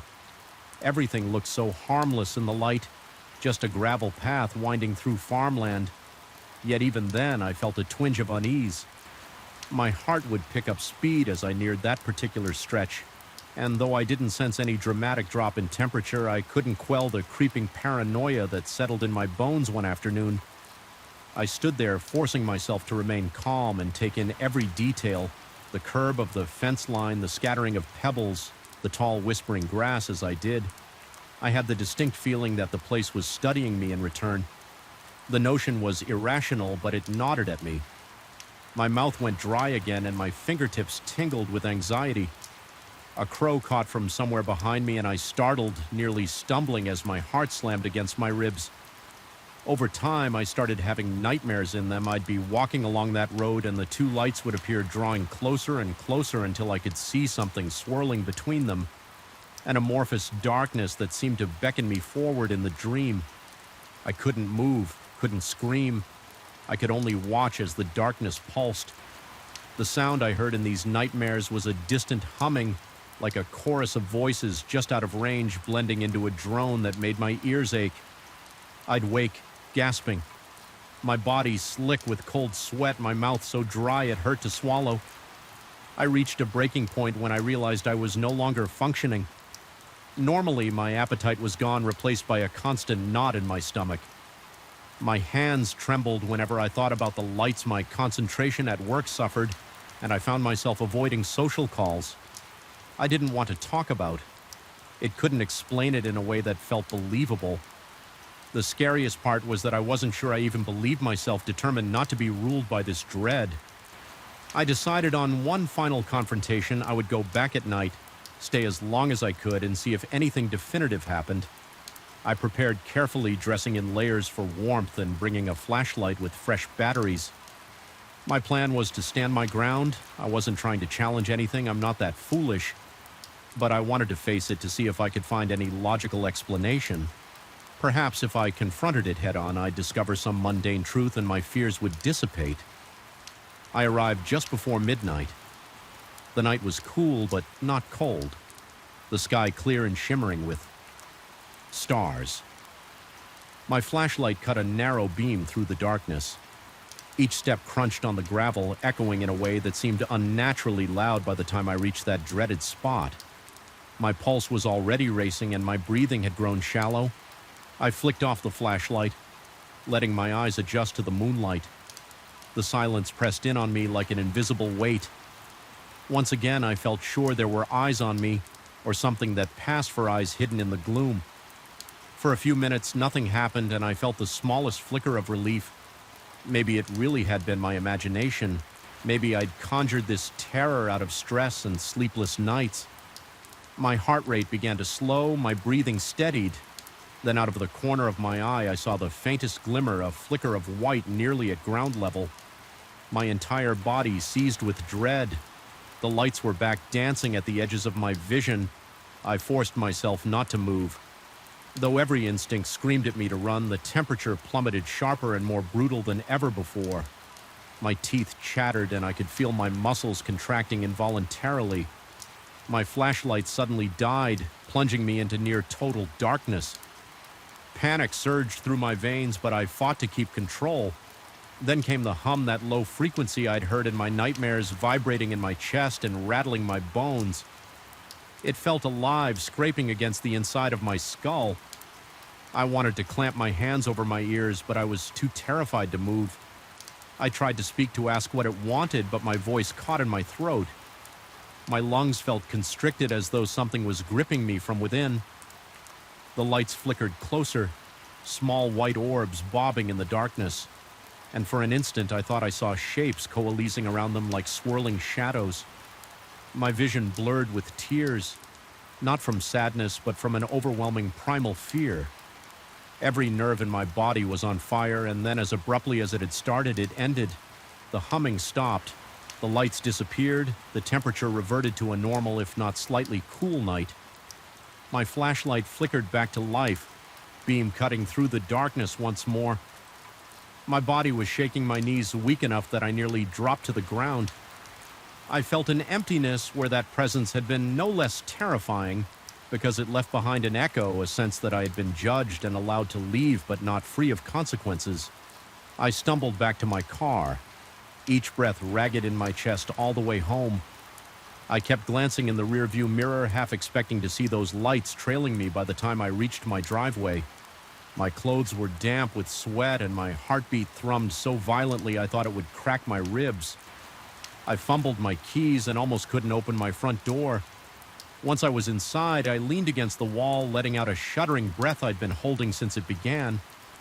I don't know exactly what lurks out there, but I'm certain it's something beyond my understanding. The road hasn't changed on a map. It's still just a simple dirt path winding through farmland. But when I recall the feeling of that presence, the hum that resonated inside me, I'm convinced there are pockets of our world that defy logic. Places where reality thins and something else bleeds through. I don't walk there at night anymore. I've promised myself I won't be that foolhardy again. Sometimes during the day, I'll catch a glimpse of it in my peripheral vision, two faint lights gone in a blink, and the air around me will feel colder, pressing a reminder into my bones. People often say the unknown is the scariest thing of all, and I agree wholeheartedly. Whatever it is that hovers along that lonely stretch of rural road, I have no desire to understand it anymore. My sanity clings to the idea that I made it out, that I can choose not to go back yet. A part of me worries that I'll never truly escape, because even here in the safety of my home late at night when I close my eyes, I still see those lights dancing in the darkness, hear that low hum beneath my own heartbeat, and feel the cold emptiness stretch its fingers around my mind, and I know beyond any doubt that it's waiting for me, patient and quiet in the place where the warmth of day fades and the chill of something far more sinister takes hold. The night I first set foot in that building, I felt as if every shadow had eyes. The dim corridor lights flickered against the polished floors, casting reflections that rippled like dark water. An uncanny chill enveloped me, and it wasn't just the air conditioning. Something felt tangibly wrong. My heart pounded with the unfamiliar pressure of stepping into a place that seemed to resent my presence. Little did I know that first wave of unease was just the beginning. I took this late-night cleaning shift because I needed the extra money.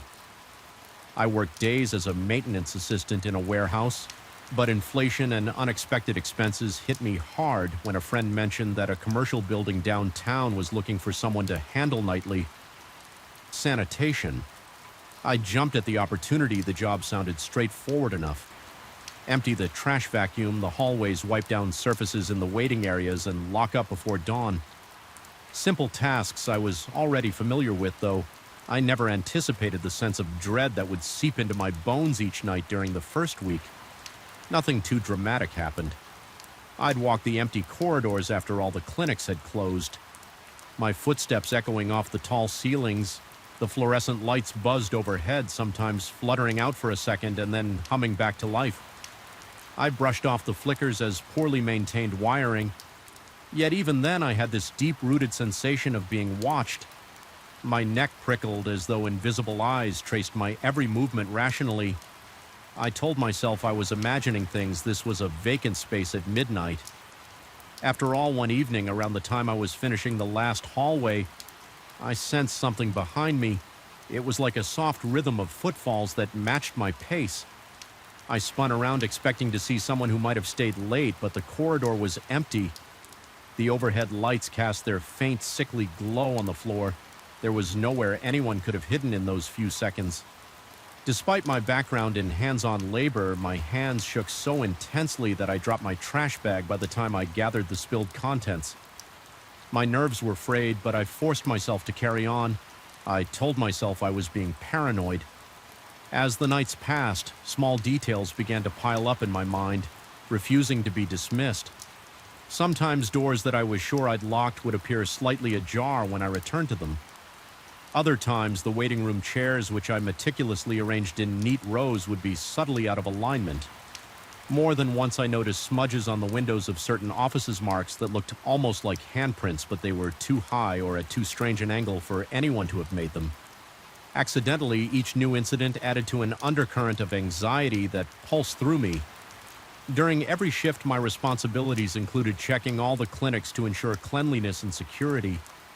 There were various types of practices in the building: a general practitioner, a physical therapy center, a small radiology unit, and a couple of dental offices. Most nights I never encountered another soul. The staff all left by early evening. It felt like I was the sole occupant of that strange and unnerving world. Yet the quiet didn't soothe me. Instead, it amplified every drip of a faucet, every hum of an electrical circuit, and every scuff of my shoe on the linoleum. It was one particularly late night, close to 2 in the morning, when something truly bizarre happened. I was making my usual rounds with a rolling trash bin. The hallway was narrower on the 6th floor, where the physical therapy center was located. The lights there were older, casting a weak orange glow. Suddenly I heard a sharp scraping noise from behind one of the locked doors. It sounded like heavy furniture being dragged across the floor. My pulse raced and my palms turned clammy. I tried to swallow, but my mouth had gone dry. I knew that clinic was closed and locked for the night because I had just passed it not 15 minutes earlier. Even though my instincts screamed at me to leave it alone, my job required me to ensure everything was secure with trembling hands. I searched my ring of keys, found the correct one, and turned it in the lock. When I stepped inside, the lights were off, so I used my phone's flashlight to scan the room. Nothing appeared out of place. The massage tables were aligned along the walls, and the chairs remained neatly tucked under the reception desk. My heart thudded like a drum, so loud that I thought it might echo against the walls. Then my flashlight caught something that sent a jolt of fear up my spine. The wheelchair that usually sat abandoned in the corner was now facing the door. That piece of equipment had always been turned toward the window. Its wheels locked in position, but it was undeniably pointed right at me. I backed away slowly, as if the chair might roll forward on its own. The rational part of me tried to explain it. Maybe someone have mentioned these bizarre occurrences to the security guard who occasionally patrolled the lobby. He merely shook his head and said quietly that he also felt something uncanny in the corridors, At night, he didn't detail it further, but his expression said, "Enough." I wasn't imagining things even. So I tried to push that acknowledgement away. Admitting that something truly unexplainable was happening felt like stepping off a cliff into dark, bottomless waters. As the weeks went on, the sense of being followed grew stronger. I'd sometimes catch a glimpse of movement out of the corner of my eye, a shadow that darted around a corner or a shape that slid into an office whenever I tried to chase after it. I found only empty rooms and silent, sterile corridors. My hands would tremble, a slick film of sweat covering my palms. My breath would come in quick, shallow gasps as if I'd just run a marathon. I began second-guessing my own senses, after all, who wouldn't question their sanity. Under those conditions, I started going to bed later and later, spending hours on the couch at home after my shift, staring at the turned-off TV, replaying every bizarre moment in my mind. A gnawing sense of dread settled over my everyday life.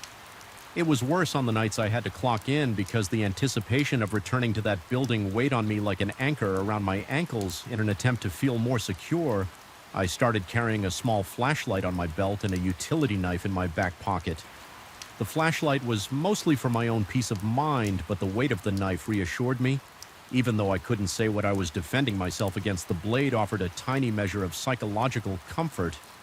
One particularly harrowing night, the power went out across an entire floor. Just as I stepped off the elevator, the corridor was plunged into total darkness. The only light came from the weak emergency bulbs above the exit signs. I fumbled for my flashlight, my heart thudding like it was going to burst out of my chest in that murky glow. The hallway seemed to stretch on forever, its edges dissolving into blackness. My legs felt heavy, but I forced myself to move forward. Each step echoed unnaturally, as if the hallway wanted me to hear my own fear reverberating. My mouth was so dry I could barely swallow when a sudden crash erupted from a nearby office. I almost dropped my flashlight, fighting the urge to run. I carefully pushed open the door. It was the same physical therapy room as before. The wheelchair now lay on its side, one wheel still spinning slowly as if it had just been toppled. My instincts clamored for me to flee, but I couldn't tear my eyes away from that slowly rotating wheel. It felt as if someone was in that room with me, just out of view, waiting for the perfect moment to reveal themselves. The tension was suffocating, like a lead weight pressing down on my chest. My breath rasped in my throat. I found the light switch near the entrance, but flicking it on did nothing. The office was swallowed in darkness except for my flashlight's narrow beam. I paused, scanning every corner, every shadow, my knife in one shaking hand. Nothing stirred. Finally, I picked the wheelchair up and set it in its usual spot, my pulse still racing the instant I left the office. The hallway lights flickered back on. That was enough for the night. I told myself I would finish early. I rushed through the remaining tasks and signed out. After that, I avoided the 6th floor as much as possible, but I couldn't neglect my duties entirely. The next few days were relatively calm, aside from the persistent feeling of being watched. Then an incident occurred that shattered any illusion of normalcy I had been clinging to. I was on the 9th floor collecting trash from a waiting area when I heard a resonant whisper, as if someone was calling my name. From a few feet away, the voice was soft, almost gentle, but it cut through the silence like a knife. My entire body froze, every hair on my arms and neck standing upright. I looked around wildly, shining my flashlight behind the chairs and around the reception desk. No one was there at that moment. My rational brain gave way to pure panic. I sprinted to the elevator, stabbing the button repeatedly, my breath ragged, heart pounding against my ribs. The elevator doors took an eternity to open when they finally slid apart. I dove in and nearly fell against the back wall, my knees weak with terror. I jabbed the button for the lobby and watched with mounting dread as the doors closed, as if I expected something or someone to slip inside. At the last second, the ride down was excruciatingly slow, and in that tiny metal box, I couldn't rid myself of the suffocating sensation that I was not alone. My eyes scanned every corner, expecting a shape to emerge from the shadows. The following night, I tried to rationalize that I was merely sleep-deprived, that stress was taking its toll. But deep down, I couldn't deny that something was fundamentally wrong with that building at night.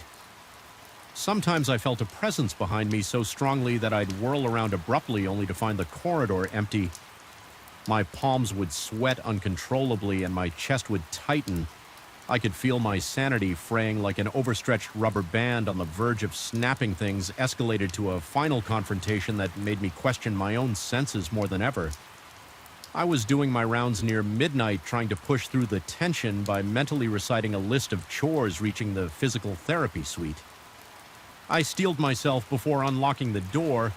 My plan was to do a quick sweep and leave. As I entered, the overhead lights flickered, and I saw the wheelchair in the far corner facing the window again.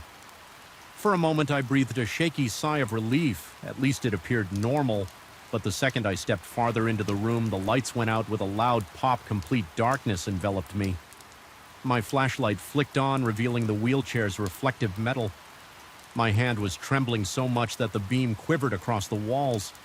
A faint scraping sound like metal against linoleum came from somewhere in the darkness. It was followed by a soft squeak, reminiscent of an old hinge being forced to move my entire body. Tensed, I jerked the flashlight around, searching for the source in its narrow beam.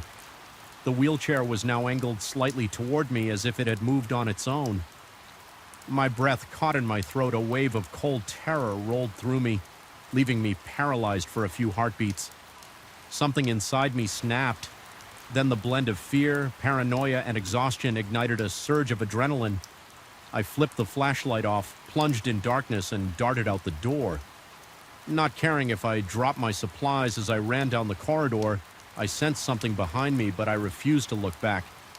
My lungs burned and my heart pounded so violently that I thought it might burst. I sprinted to the elevator, stabbed the button, and when the doors didn't open immediately, I dashed to the stairwell. Instead, I practically flew down those steps, the sound of my frantic footsteps echoing in the enclosed space. Each thump fueled by the raw animalistic instinct to get away. When I finally burst out into the lobby, I could barely catch my breath. The security guard gave me a concerned look, but I just muttered that I was done for the night and left as quickly as possible. Once I was outside, the cool night air felt like an otherworldly blessing. I practically fell into my car and locked the doors, letting out a shuddering breath that felt like it had been stuck in my chest for days. That was my last shift. I never returned to that building. Maybe I let down the management by not giving notice or returning the keys in person, but I couldn't bring myself to step foot in there again. When I dropped off the keys at the administrative office the next morning, I simply told them I couldn't fulfill my duties anymore. There was no argument from their side, just a collected nod as if they'd heard this before. Even weeks later, I still can't shake the feeling that something followed me out of that place at night. When the house is quiet, I sometimes imagine that I hear faint scraping sounds in the corners or detect movement in my peripheral vision. My heart still races at unexpected noises, and I've started leaving multiple lights on even though it costs more on my electricity bill. Just to keep the darkness at bay. I don't know what truly lurks in those corridors after midnight. Perhaps it's my own mind unraveling under pressure, or perhaps something inexplicable resides there, feeding on the loneliness and silence. All I know is that the experience changed me. My pulse quickens even now at the memory of the wheelchair angled toward the door as if waiting for me. It stands as a testament to the shadows we can't fully explain and the horrors that might exist just beyond our narrow scope of understanding. I walked away with my life intact and no tangible scars. Yet the haunting reality of that building is something I carry inside me every time I close my eyes. I'm back in that dark corridor, hearing the faint scrape of something that shouldn't be there, feeling an unseen presence breathing down my neck, and I'm certain I'll never truly be alone again.